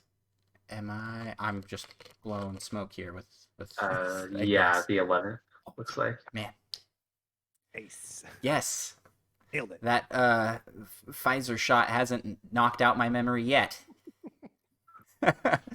um, so next on our news item here, this one's an interesting one, and one I was a little skeptical of. I'll be honest, when I looked at this, I was like, this isn't real. It's 100% real.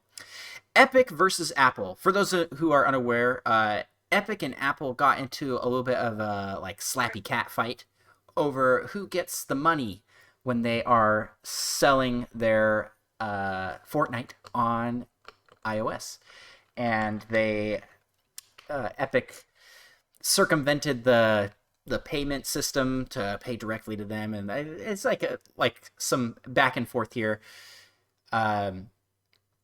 Regardless of where you fall in the debate of Epic versus Apple, which as a non-Apple user, I'm like indifferent to the situation entirely. We should all be indifferent when the two enormous electronics companies are going to battle against each other. Like, who cares? Yeah. It's a real Alien versus Predator situation. Whoever wins, we lose. Like, it doesn't matter.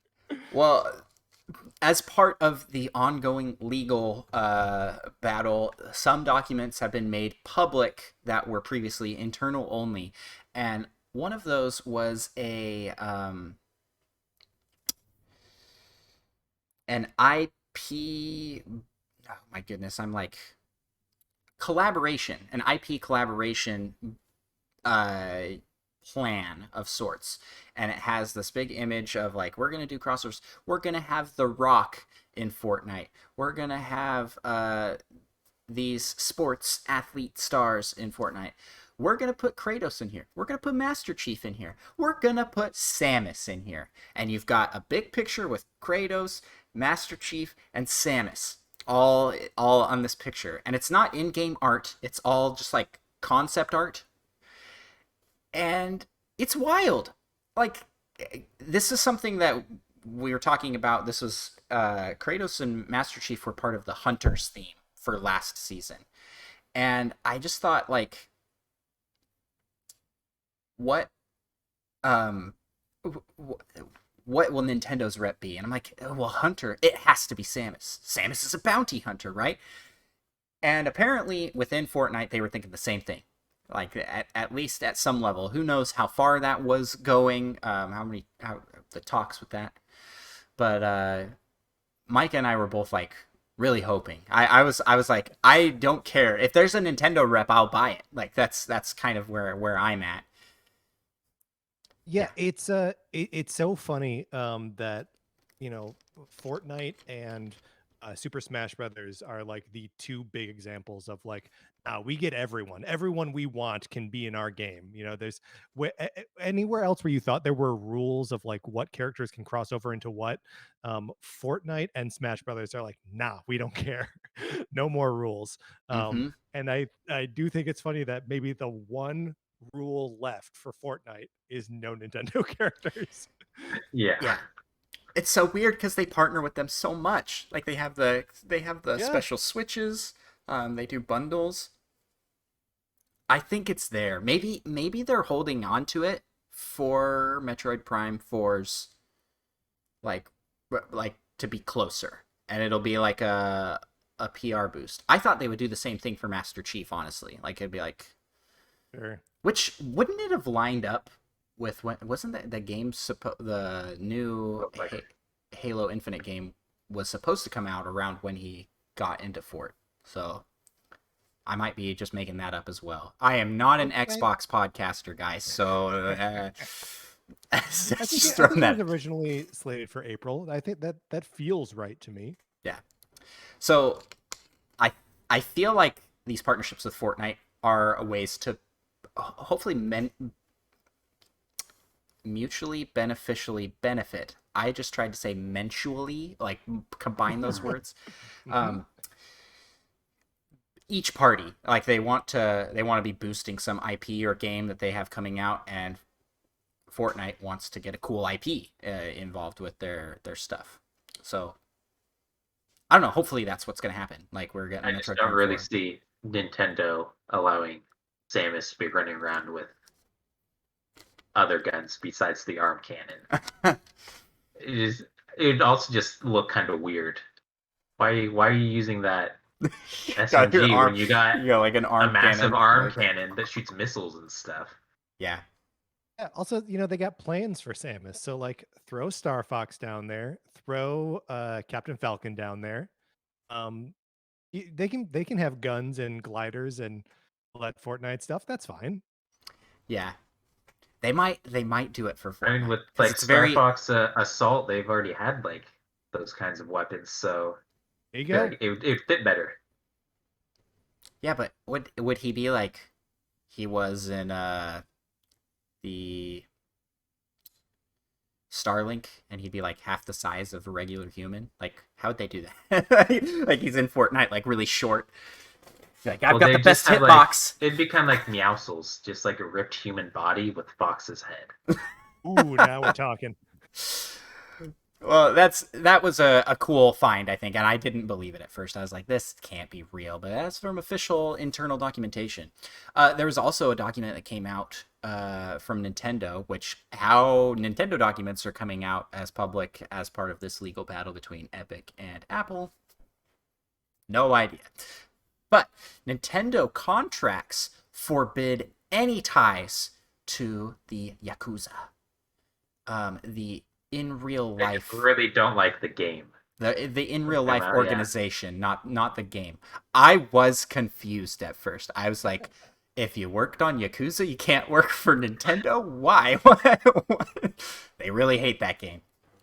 No, it's ties to the actual organization, and they made a big emphasis to talk about, like, they don't allow any partners, no one working for any criminal organization in any way, and I think that's pretty cool. Smart. It's smart. Yeah. Yes. Anyways, lots of documents out there coming public there might be more stuff leaking and being made public as part of the Epic versus Apple trials. So we'll see what happens with that. And that about does it for the news segment, and we will hop over to the next segment of our show, which is the rumor mill. All right, so we'll top the rumor mill today talking about Furukawa hinting at more animation projects coming for Nintendo IPs. This was in an interview talking about the new Super Mario Bros. Animated film that will be coming out next year. And he's like, we obviously want to look into more projects like this and not just for this series. And I think this is cool. I think that's a really interesting thing, and it makes me wonder what they've got in mind for collaborations on animation. Yeah, it makes me wonder if it's on the same scale as the Super Mario Brothers movie, or if they're talking more along the lines of, the Pikmin shorts that Miyamoto directed a couple years ago, or like what exactly any of this is. And like there were those rumors from a couple months ago that sort of led by oh, Adam ruins everything. Whatever his Adam's last name is. The Star Fox. Yeah, the Star Fox series that like they were working on, or like the animated project, and then someone talked about it, and Nintendo backed away. I wonder how much of how much of that sort of thing is still out there, and that we that there weren't rumors about, and therefore Nintendo didn't pull the plug on. Yeah, it'll be cool to see what they do moving forward from a Super Mario Brothers movie. Please be good, please be good, please be good. Yeah. I just flash back to Mario Bros. Movie. I'm like, what's wrong with that movie? You got John Leguizamo, you got Bob Hoskins, you got Dennis Hopper, you got Samantha's last name I can't remember. I don't know. I don't know the female actor's name in that one. You had Toad, a hippie Toad with the guitar. Toad. I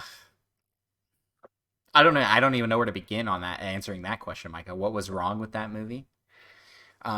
If you ask, what was the lead guy's name? It's Bob Hoskins. Bob Hoskins. If you ask biggest regret of his life, he'll answer being in that movie. So he has in multiple interviews said that was the worst experience. Like they asked him 3 questions, like what was the worst movie you were on? He's like, Super Mario Bros. Movie. He's like, what was the worst decision you ever made? Being in the Mario Bros. Movie. He's like, if you could go back and change something about your past, he's like, I would not be in the Mario Bros. Movie. Was that the movie he did right after Roger Rabbit? Is that his filmography there? Yep. Like, Who Framed Roger Rabbit to this dumpster fire of a film. One of the best movies ever made to one of the worst. Incredible. I do have hope for this new film because Miyamoto is supposedly very actively involved in the movie making process on this one. So that was not the case for the original. I can guarantee that. So that's yeah. And we have so much more established for the lore of Mario Bros. And what he looks like, what he sounds like. And yeah, I just am hopeful. They did a great job with the theme park. They should do fine with the movie, hopefully. Anywho, so there's that. Then we'll talk a little bit about here from I don't know how to pronounce this name. Nikkei. Nikel. Talked before the numbers were announced this week. They were rumoring that the Switch would be producing at the highest level ever, with plans to produce over 30 million units in this fiscal year. And they attribute that to the Switch Pro being added to the mix. They're like, that's part of their plan. But then official numbers have come out since, and I believe the number was a way more reserved. It was 25? Oh boy, I should have written that down. I believe it was 25. Might have been 23. Um, That's what they're projected to make this year. yes, yeah, projected to. They're projecting to sell that many. So they may be just like overproducing this year, to kind of have backstock. So that which would lend back to these rumors. But there's It's tough. also It's going to be a tough production year, right? Because there's the chip shortage out there, yep. processor shortage, that's making even it hard for Sony and Microsoft to keep up with demand on the new generation consoles, uh, especially if Nintendo is launching a Switch Pro, Super Switch, Switch Advanced this year. That like it's going to be another no one can get their hands on it situation. Like it's going to be tough. 100%. I'm so sad. I I want it. I want it so bad. When it comes out, I know. I just know it's going to be a fight. It's going to be a virtual, like, Black Friday. You picture shoving grannies out of the way, like ramming people with your cart. It's going to be that on a virtual scale Oh to try and yeah, get this. it's gonna be Amiibo Wave 2 is what it's gonna be. Yeah. Where where you can't find them anywhere. The pre-orders are available for 3 seconds, and then they're forever relegated to eBay. Yep. Yep. Uh, so let's hope that 30 million is all Switch Pros that they're making, but doubtful of that. Well, I mean, they sold 29 million Switches this last year. I feel like it's not too crazy to plan to make 30 million for next year. That's true. Yeah, 100%. agree. And then lastly in the rumor mill, I don't want to take too much time on this because we could really go down a rabbit hole here, and we have already gone like pretty long on numbers. But E3 rumors are running rampant as insiders speculate on what's cooking for Nintendo. I have seen basically the Christmas wish lists of all online, where they're like, we're gonna get Zelda Wind Waker, Twilight Princess, Ocarina of Time, and Majora's Mask HD. Like, all that's coming. We're gonna see Splatoon 3 stuff. We're gonna see Smash Bros. Ultimate stuff. Now, that one I don't think is too far-fetched. We're gonna see a 2D Metroid, and we're gonna see the Metroid Prime trilogy. Notice that no insiders even in predicting. the wildest dreams, no one is saying Metroid Prime 4. That's what I was gonna say. I'm like, wow, insiders, throw us a bone on Metroid Prime 4 for our buddy Micah. Yeah. Like Just replay what they first showed for Metroid Prime 4. I'll take it. Wait, what did they show? A logo? Yeah. Yes, a logo. And the rumors of I get why we want re-releases or remasters or remakes of the four 3D Zelda games, but it's also like, I don't know, I played these remakes recently. Like I played Wind Waker and Twilight Princess and Ocarina of Time and Majora's Mask in new modes within the last like 5 years. So I get it. 100%. I get why they should why everything should come to Switch. But those feel like the bottom end of exciting to me. I want new stuff. So I will say I think Wind Waker and Twilight Princess are all but a guarantee, because they were Wii U titles with Zelda in the name that were stranded on a console. They put a lot of work into that HD port. It makes zero sense for them not to put that on the Switch in some capacity. I don't really think there's a lot of work to do to translate that over. Ocarina of Time and Majora's Mask, I mean, we just got Miitopia, which is an uphanced, or we are getting Miitopia this month, which is an uphanced 3DS game. So maybe they take the 3DS ones, but I feel like for Ocarina of Time, you can't really just do that. Like it's like the pinnacle of Zelda games. Like when you think, oh, what is the best game of all time? Ocarina of Time is always going to be in that list. And very often will be the top game on that list. So I don't think they can just like slap it in here as like a port. Metroid Prime. Yeah. I'm just saying, like, I don't think they can really like slide Ocarina of Time in as like a port from the 3DS. I think they have to like put significant effort into that one. They'd need to they would need to like really remodel them, and Majora's Mask, like, yeah, for sure it would be a lot of work, which is also what I think about Metroid Prime Trilogy.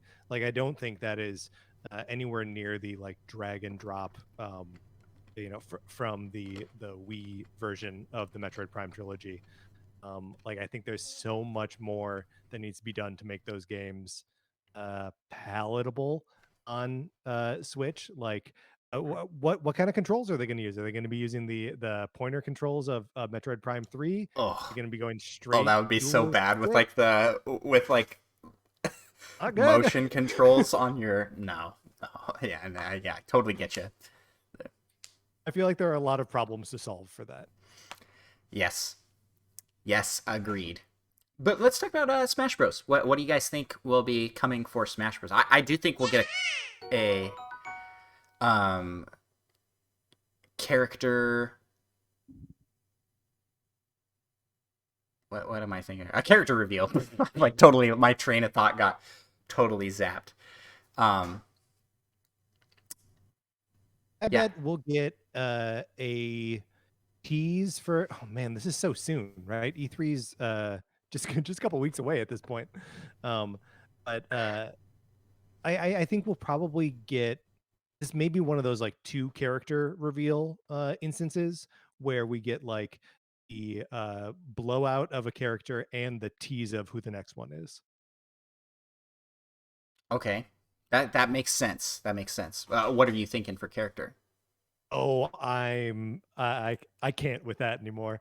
I can only guess Mike Jones from Star Tropics so many times before I don't even like the joke anymore. Yes. Maybe. Yeah. And there's one character I like just realized I really want in Smash Brothers, and that is a Dunsparce from Pokemon. What? It just What? it's just stroke of genius came to me. It would be the greatest fighter. Good. Please Good. make it happen, I mean, Nintendo. if you're looking for variety and something we haven't seen before, there is nothing like Dunsparce on the Smash roster. That's 100% true. But maybe there's a reason for that? Just throwing that out. Andrew, what about you? We both did one crazy one. Now you. So I still have this belief that Master Chief is coming. I think that's what all these Xbox teases have been about. They're gonna do a collaboration with Smash, because there is not really an Xbox representative. I've talked about it on the show before. You can say Banjo's an Xbox representative, but when you think Banjo, you think N64. You can say Steve, but when you say that, like, I don't tie Minecraft to Xbox. There is not an Xbox representative, and Master Chief is the face of Xbox. So I do think that's coming. I'm still hopeful we get like the free add-on. Like, oh, there's an extra character. It's Waluigi. You get a bonus Waluigi character. Patrick, you're not on the Waluigi train? I unironically want Waluigi in Smash Bros. He deserves it. I like Waluigi. I'll be excited to see him in Smash. Look, I'm never gonna stop feuding with Super Smash Bros. Ultimate ever since the introduction of King K. Rool, who is a repulsive character that no one should have any affinity for. This is a hill I will die on. Oh man, I hope we didn't just lose like half of our listening audience. Man, King K. Rool. All right. King K. Rool, he's no good. So Stealing bananas from monkeys. What's this guy's problem? Yeah, and then stealing the monkey as well. He's not a good guy. I think we will see a Nintendo rep coming for this one. We've had a lot of third parties, and I think we can get a Nintendo rep. What that will be, I have no idea. Goomba stack. Yes, please. Tetris L shape. Close Tetris enough. L. Nintendo. I mean, I'll always hold out hope for Rusty from Rusty's Real Deal Baseball. I want Ken Griffey Jr. from Ken Griffey Jr.'s Home Run Derby on the SNES. Yes. No, Rusty's a way cooler. Steam. I mean, come on. Yeah, what's the most obscure Nintendo character that you can think of? They got Mr. Dream. It's not super obscure, but that'd you'd be even good. fit. I mean, wait, so essentially you put in Mike Tyson is what you're saying? Like put Mike Tyson no, into Mr. Dream. Mr. Dream, Very different person. I've always wanted to see Stanley the Bugman from Donkey Kong 3. The character you play as in Donkey Kong 3. It's not Mario, it's not Donkey Kong Jr., it's Stanley. He's an exterminator. I would love to see him in Smash Brothers. His modernized look. We get another Kid Icarus uprising moment where Sakurai's like, this is what I'm saying. I'm ready to revive some dead game from the NES. If you're going to do that, Sakurai, I have a game recommendation, Plock for SNES. Throw Plock some love. We love good old Plock. Just make him an assist trophy, but also make him useless. Get out of here. Just like the Goldine, but for assist trophies.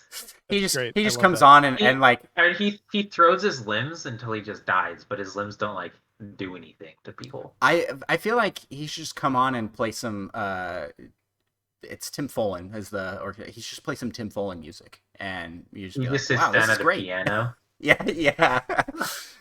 Just bring in some music. All right, so that wraps it up for the rumor mill for this week. And let's move to the closing segment of our show, which is the community corner. And we have a couple questions in the community corner this week. We have one from Edward Varnell on Twitter. Asks, could Nintendo and Flickr team up for new Pokemon Snap DLC functionality down the line where you can have pictures printed at Walgreens, CVS, or a photo store? Is that not kind of already the case? You can transfer your photos from. I mean, I know there's not a partnership with Flickr, but you can already transfer your pictures from Pokemon Snap to your phone, and then like shoot them on over to CVS and get them developed there. Or there's that Instax camera or the Instax photo printer. Yeah, I think what Edward's getting at here is like some way to revive the old Blockbuster machine that you'd come in and you'd put your cartridge in. What that would be cool is if you could do that with your Switch card. Like you could put it. It was just an SD card slot that you could just put in. Or you just docked your Switch there.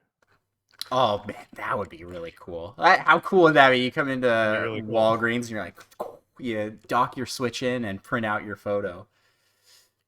Yeah. I definitely love the spirit of the question, but I think that they've kind of done their partnership with that Instax. That's kind of what they're doing for like the modern approach to the let's print a picture, which is funny because they're doing it on Polaroid. Like that's our modern approach to this. And then the ability to post online. I don't see them doing this, but I'm all for the idea. Like I want more of that kind of physical game thing. Like you used to have to go to like Toys R Us to get the special event Pokemon, or go to your local GameStop to get like the special item for your game, and that's all going away in online. In the culture of online gaming, and I feel like there's still a spot for it. Yeah, I mean, the one thing that I do like about this is that it makes it more, accessible for anyone who's not near, whatever GameStop you have to check in at to get like a shiny Pikachu or whatever. Um, so like, Yeah. just having the sort of like online eventization of these things, um, is just more convenient. And especially with the year that we've all just had now, like I don't want to go into a GameStop to get something special. I want to click a link to do it. Yeah. Yeah, Yeah. it's nice for people that just don't like talking to Hey, there's that. people. That's true. Michael, what are your thoughts on this question? um, yeah, I mean, I feel like you can already sort of do that, like you all already said. Yeah. But thank you for submitting the question, Edward. I do hope that we see more partnerships like with the Instax photo printer. It's always cool to get like physical uh, goodies, especially for a game as big as Pokemon Snap. I'd say like that was a really good move on their part to do that kind of partnership. Yeah. It is. I just like one more thing on this, like printing off the actual photos. I'll go for it. There was an interview with new Pokemon Snap's director Haruki Suzaki. Sorry, and I'm trying to. The outlet is Metro, and he's talking about Bandai Namco getting the opportunity to develop new Pokemon Snap, and one of the things that he leans into is that um, you know there had been so much time between the release of the original game and this new one, and the way that we interact with photography has changed so much. So, like, it may be a bummer to see fewer like physically developed photographs associated with this new game, but it's like, yeah, that's sort of how the relationship with photographs have changed in the last 20 years, right? Like, photographs are a digital medium mostly, and never exist in a physical form. So like I totally get the nostalgia for it. Again, nostalgia counts.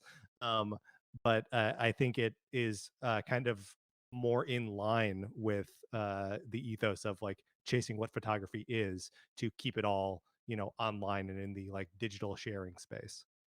Oh, can we You get? can do is just get a couple of those like digital picture frame things and just There upload we all of go. your Pokemon Snap photos onto it. I love that. Can I get real like weird idea here? Let's bring back like the Game Boy camera. Okay? We Oh boy. we have a peripheral that we attach the Switch to somehow that prints photos right away. Like it's the Super Dock. It has a printer on the bottom of it, and you can print any screenshots that you take, and those all just come out like stuff like that would be so goofy and weird, but I would love it. Like Why isn't there a Game Boy camera app on my phone right now? that's a good question. Why not? Uh, I don't know. I feel like they because you had so the 3DS and the DSi, I think was the first one that introduced a camera. They had camera apps with really fun functions. My son rediscovered the 3DS, found my 3DS buried and pulled it out and was playing with it and is loving the camera functionality and all that you can do with that. It's like Nintendo makes really fun apps, but not their apps on phones. It's like, I'm sorry, I'm not a Nintendo app fan. Like, I haven't played a lot of the games and been like, wow, this is great. But they should make like a lifestyle app, like a photo editing app, a Nintendo photo editing app, or put a camera on the Switch. That's what I want on the Switch Pro. Let's have a camera. Yeah, it is like one of the other things that like was part of the Game Boy camera, was like you could take photos of faces, and use those in games that are like space shooting games, or the old Game and Watch game Ball, where like you're juggling the ball. Yeah, And yeah. so like it would be your face in there, and it would be like, okay, now it's like three pictures, so it could make faces and like stick its tongue out and stuff, and like all of that kind of crap, which is also on the 3DS, right? Yeah. Like there are a lot of those kind of mini games. Did you play Photo Dojo? I did not play Photo Dojo. So that was a Okay. 3DS like DSiWare game that you take pictures of yourself in like stances, and it makes basically like a stop motion character, and it's a Amazing. side-scrolling beat 'em up. And it's Nintendo developed, first party developed. Fantastic game. Like, why is that not on a smartphone in some capacity is beyond me, because it's like it just it was like so specific that Yeah. but so good. Like, I'm like, this needs to be accessible to more people somehow. Like, yeah, for sure. Like The that best kind part of was thing. just Exactly. the sound effects that you get to add in, like whenever you punch. Yes, so yeah, like this game, like it was like a beat 'em up maker. You make your character, you make your fighter, and then it's like, okay, do your victory sound effect, do your victory pose, do your punch sound, your kick sound. This is one When you you have to get go hit. pick. Like, if you take anything away from being a guest on our show tonight, Patrick, you have to go buy this game after this recording. I think it's like $3 or something like that. Too On much for my blood. yeah, on the 3DS shop. But it is so goofy and weird. Like, it's the Game Boy camera and successor of sorts in that regard. But yeah, Game Boy camera. We need that kind of like fun Nintendo camera. I miss that stuff. Anyways, thank you so much for the question, Edward. And our last question we have to talk about, and we'll wrap up the show after, comes from LPD on Discord. And he puts in, I'm just going to read this out because I didn't copy this over before the show. My bad, y'all. He says, no disrespect to N64, Game Boys, or DS libraries, but what we really want for Virtual Console is GameCube Virtual Console. So seeing that Nintendo only secures a handful of games for these virtual libraries, what are 10 GameCube games that need to be in the Virtual Console? Now, in an effort to keep Patrick's time down, since we've gone like way over our regular recording time. What are you talking about? You guys don't normally do 2-hour, 10-minute episodes. No, we don't. But it's our first live episode, so This that's is my fault. This is my fault. I'm accrediting it to that. And I added a whole new segment to the show last minute, so that's something I did. My bad. But 10 GameCube games you want for GameCube Virtual Console. I will let the GameCube champion lead this question, and that is my pal Micah, who I did not have a GameCube. I skipped the GameCube generation. That is the only Nintendo console that I did not own myself. So yeah, bummer. So, Oh get man, brief about that. at Frogger in chat just reminded me of one that has to be on here, and that's Thousand Year Door. Like, yeah, Thousand Year Door has to be on this list. Oh yeah, 100%. please. Like, I would leave that off my list. But I guess not in any specific order. Of course, I got Super Smash Bros. Melee. Okay. Yep. Pretty Yep. obvious. Yep. And I then have, although maybe I shouldn't include on the list because probably going to be coming to Switch, Legend of Zelda Wind Waker, which I think is my second favorite Zelda game, actually. What's your Yeah, first? Breath Wait. of the Wild. Oh, Breath of the Wild's first. Okay. Breath of the Wild. Okay. Next after that, Super Mario Sunshine. Although Andrew likes to give it a lot of crap. We don't need and that it's- one. We don't need that on Virtual Console. We have it. You Yeah, can't buy it. but it's You can't can't that, buy it anymore. It's Okay. that good. Okay.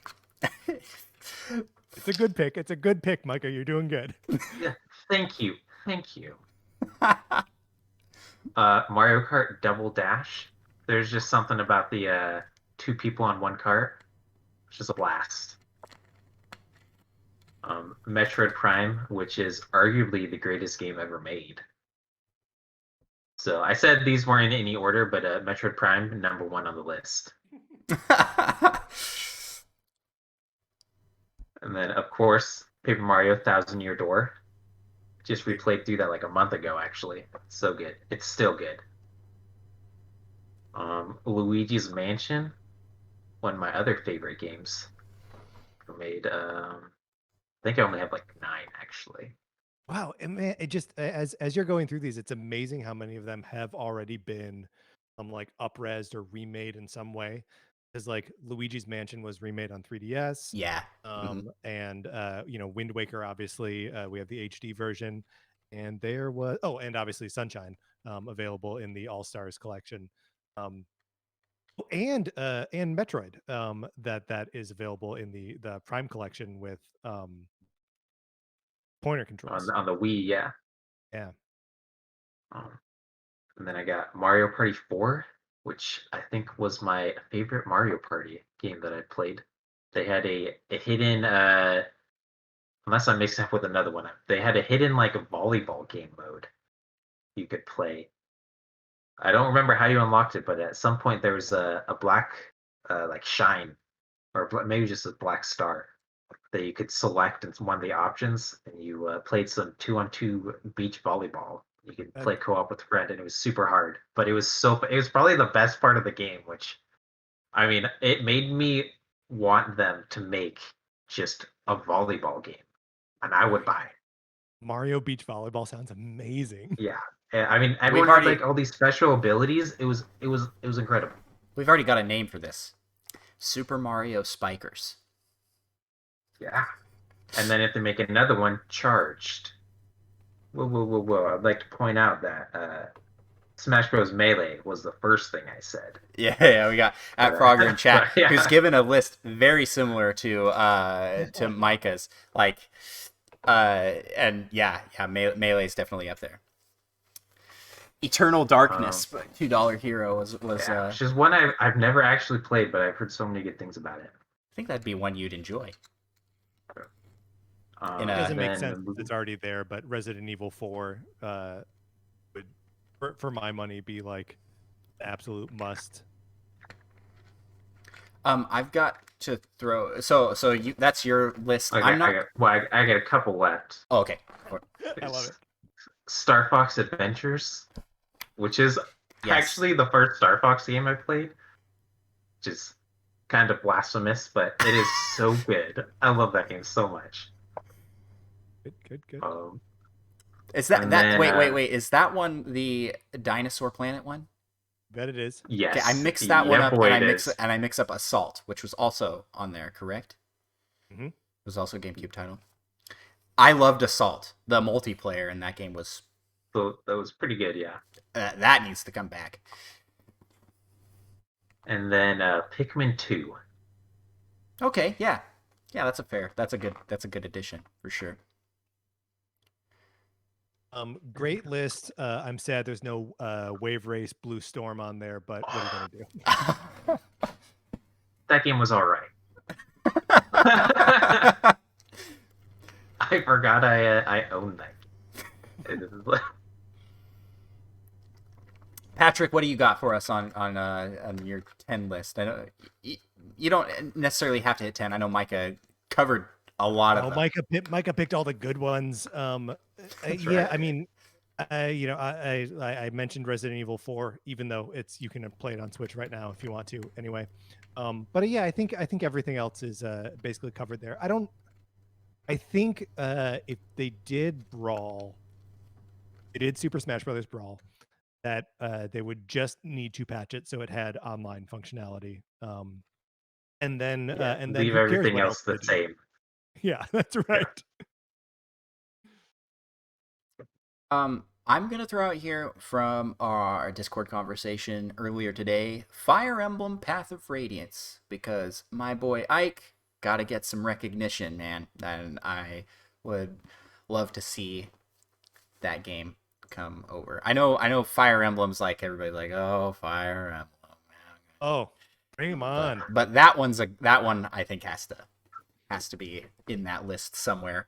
Path of Radiance and Radiant Dawn both need to come to Switch as like a 2-pack, so that we can just play them together on Switch. Come on, let's go. Yeah. Yeah, and they could just like take it and make it one game. Maybe like enhance it to do like a time skip thing like they've been doing with all these. And they're just like game 1, game 2, and like boom, it's a Fire Emblem game. A modern Fire Emblem game using old Fire Emblem games. I definitely would love to see Double Dash come over and Melee. Like Micah mentioned, I immediately thought Luigi's Mansion and what Metal Gear game was on the GameCube? Twin Snakes. Remake of the original Metal Gear, yeah. Yes, that one. I think that needs to come as well. Good pick. And that's probably it. Besides, I mean, kind of ditto to a lot of Micah's list. We do have some shout outs in the chat for F-Zero GX, which that'd definitely be a good one to have. That's like I'm not an F-Zero guy. Like I haven't played enough of those games, but that's like the peak of the series. Also the end of the series. That's sad, but like yeah, that one makes a lot of sense. Super Monkey Ball as well. Oh yes, yeah. Super Monkey Ball 2, I think, is my jam. And then also shout outs for, we got Toadstool Tour, Mario Golf. And then of course, did you say Thousand Year Door? You had that on your list, right? Yeah. Thousand Year Door has to. Oh no, OG Animal Crossing, another shout out. Yeah, I guess I could remove Mario Kart Double Dash from my list. Just add an update to Mario Kart 8 Deluxe, allow that functionality, and then I can add Monkey Ball on. So here's some games I don't think need to come over. If we're talking serious talk here, Wind Waker does not need to come over. I think that is going to come over as the Wii U HD port. Wow. So I don't want it on Virtual Console. I don't want to play the original. I want the HD cool one. Well, and wait, what are we talking about here when we say Virtual Console? Are we saying a service that the Switch is not currently providing, or like a GameCube Switch Online in the style of the? That's a good question. We didn't really clarify that with it. I was in my head going GameCube Online. Like it was like, all right. It was like a red app with a GameCube on the front that you click on, and it takes you into a library of free GameCube games, which will not happen because never gonna happen. I'm sorry. I want it to. Like, oh, I would love all these games to come to Switch. But yeah, that was my thinking. I just think a lot of these games, like Metroid Prime, I don't think needs to come over because I do think it would be better to have the trilogy from the Wii than to have the originals. But it's also so good that you could have both. This is a great point. Also, you know that when they announce Metroid Prime Trilogy, it's going to be the trilogy of Hunters, Pinball, and Federation Forces. Oh yeah, for sure. I mean, what other trilogy could we be talking about? That's the trilogy. I love that. So you've got like you've got the Metroid Prime trilogy, and then you have what will we call this trilogy? The other trilogy. The other trilogy. Yeah. The other trilogy, prominently featuring Other M, Federation Force, and Pinball. Oh, Other M is not a Prime game. We can push that off into its own little corner. Oh man, that would be great. And Hunters. We'll put Hunters on there for fun too. Yeah. Well, thank you so much for the question, LPD. If you would like to submit questions, you can do so by following us on social medias at Nintendo Pals Podcast on we're at Nintendo Pals on Twitter, at Nintendo Pals Podcast on TikTok and Instagram, as well as join up our Discord, which is an awesome community filled with great folks all talking Nintendo stuff. And that's where we got a lot of these questions. So thank you to those in the community that submitted those. Patrick, before we head out here, would you like to plug yourself, your show, what you're doing in the realm of Nintendo? Sure. And other stuff if you want. We'll just keep it to Nintendo here, but yeah, you can check out my podcast, the Nintendo Cartridge Society, on all of the podcasting platforms. We do 2 episodes a week. One is a news episode, and another is a topic episode where we do sometimes, like we just did Kid Icarus, so we're just kind of playing through all the games and reviewing them. And sometimes we get weirder. Sometimes we rank the doctors in Dr. Mario World. Sometimes we recast musicals with Nintendo characters, and it's usually a very fun time. So check out Nintendo Cartridge Society. We are on Twitter at NinCart Society. You can follow me on Twitter. I'm at Patrick_Ehlers. Ehlers is EHLERS. Awesome. Man, I was waiting for you to say something with gmail.com so I could say it in sync with you. Try and take Mark's job. It is one of my favorite things in the world when we have a guest on who will say at gmail.com with me and with Mark. Oh, if you have us on, we for sure will do that. Or for sure. I'll do that for you. I love it. But yes, definitely recommend checking out the Nintendo Cartridge Society. I am a big fan, and I've been listening to them for a while, and that's why I reached out. I'm like, we got to have Patrick on the show for sure. So yeah, definitely links to all of that stuff will be in the description of the video. If you're watching this on YouTube, if you're listening to this on podcast listening app, be sure to subscribe to us on whatever platform you're listening, because it really helps us get seen in this giant algorithmic monster we call the internet. Your one vote will help us to boost just a little bit higher than someone else. Oh, that's a weird way to to put that. If you're on Apple, definitely leave us a 5-star review. Say some kind words. Show some love for Metroid Prime 4. We love reading through the reviews that we've gotten over there. Just a good time. And that about wraps it up here. The last little bit here. If you like the theme music for our show, check out VGR, who did that lovely cover of the Wii Shop theme. You can find links to his stuff in the description of the podcast as well. With that, Patrick, will you close us out here with a closing remark? My closing remark is going to be simple and something that should be intuitive to all of us who play and celebrate Nintendo. The nostalgia counts. 100%. Amen. Thanks, y'all, for listening.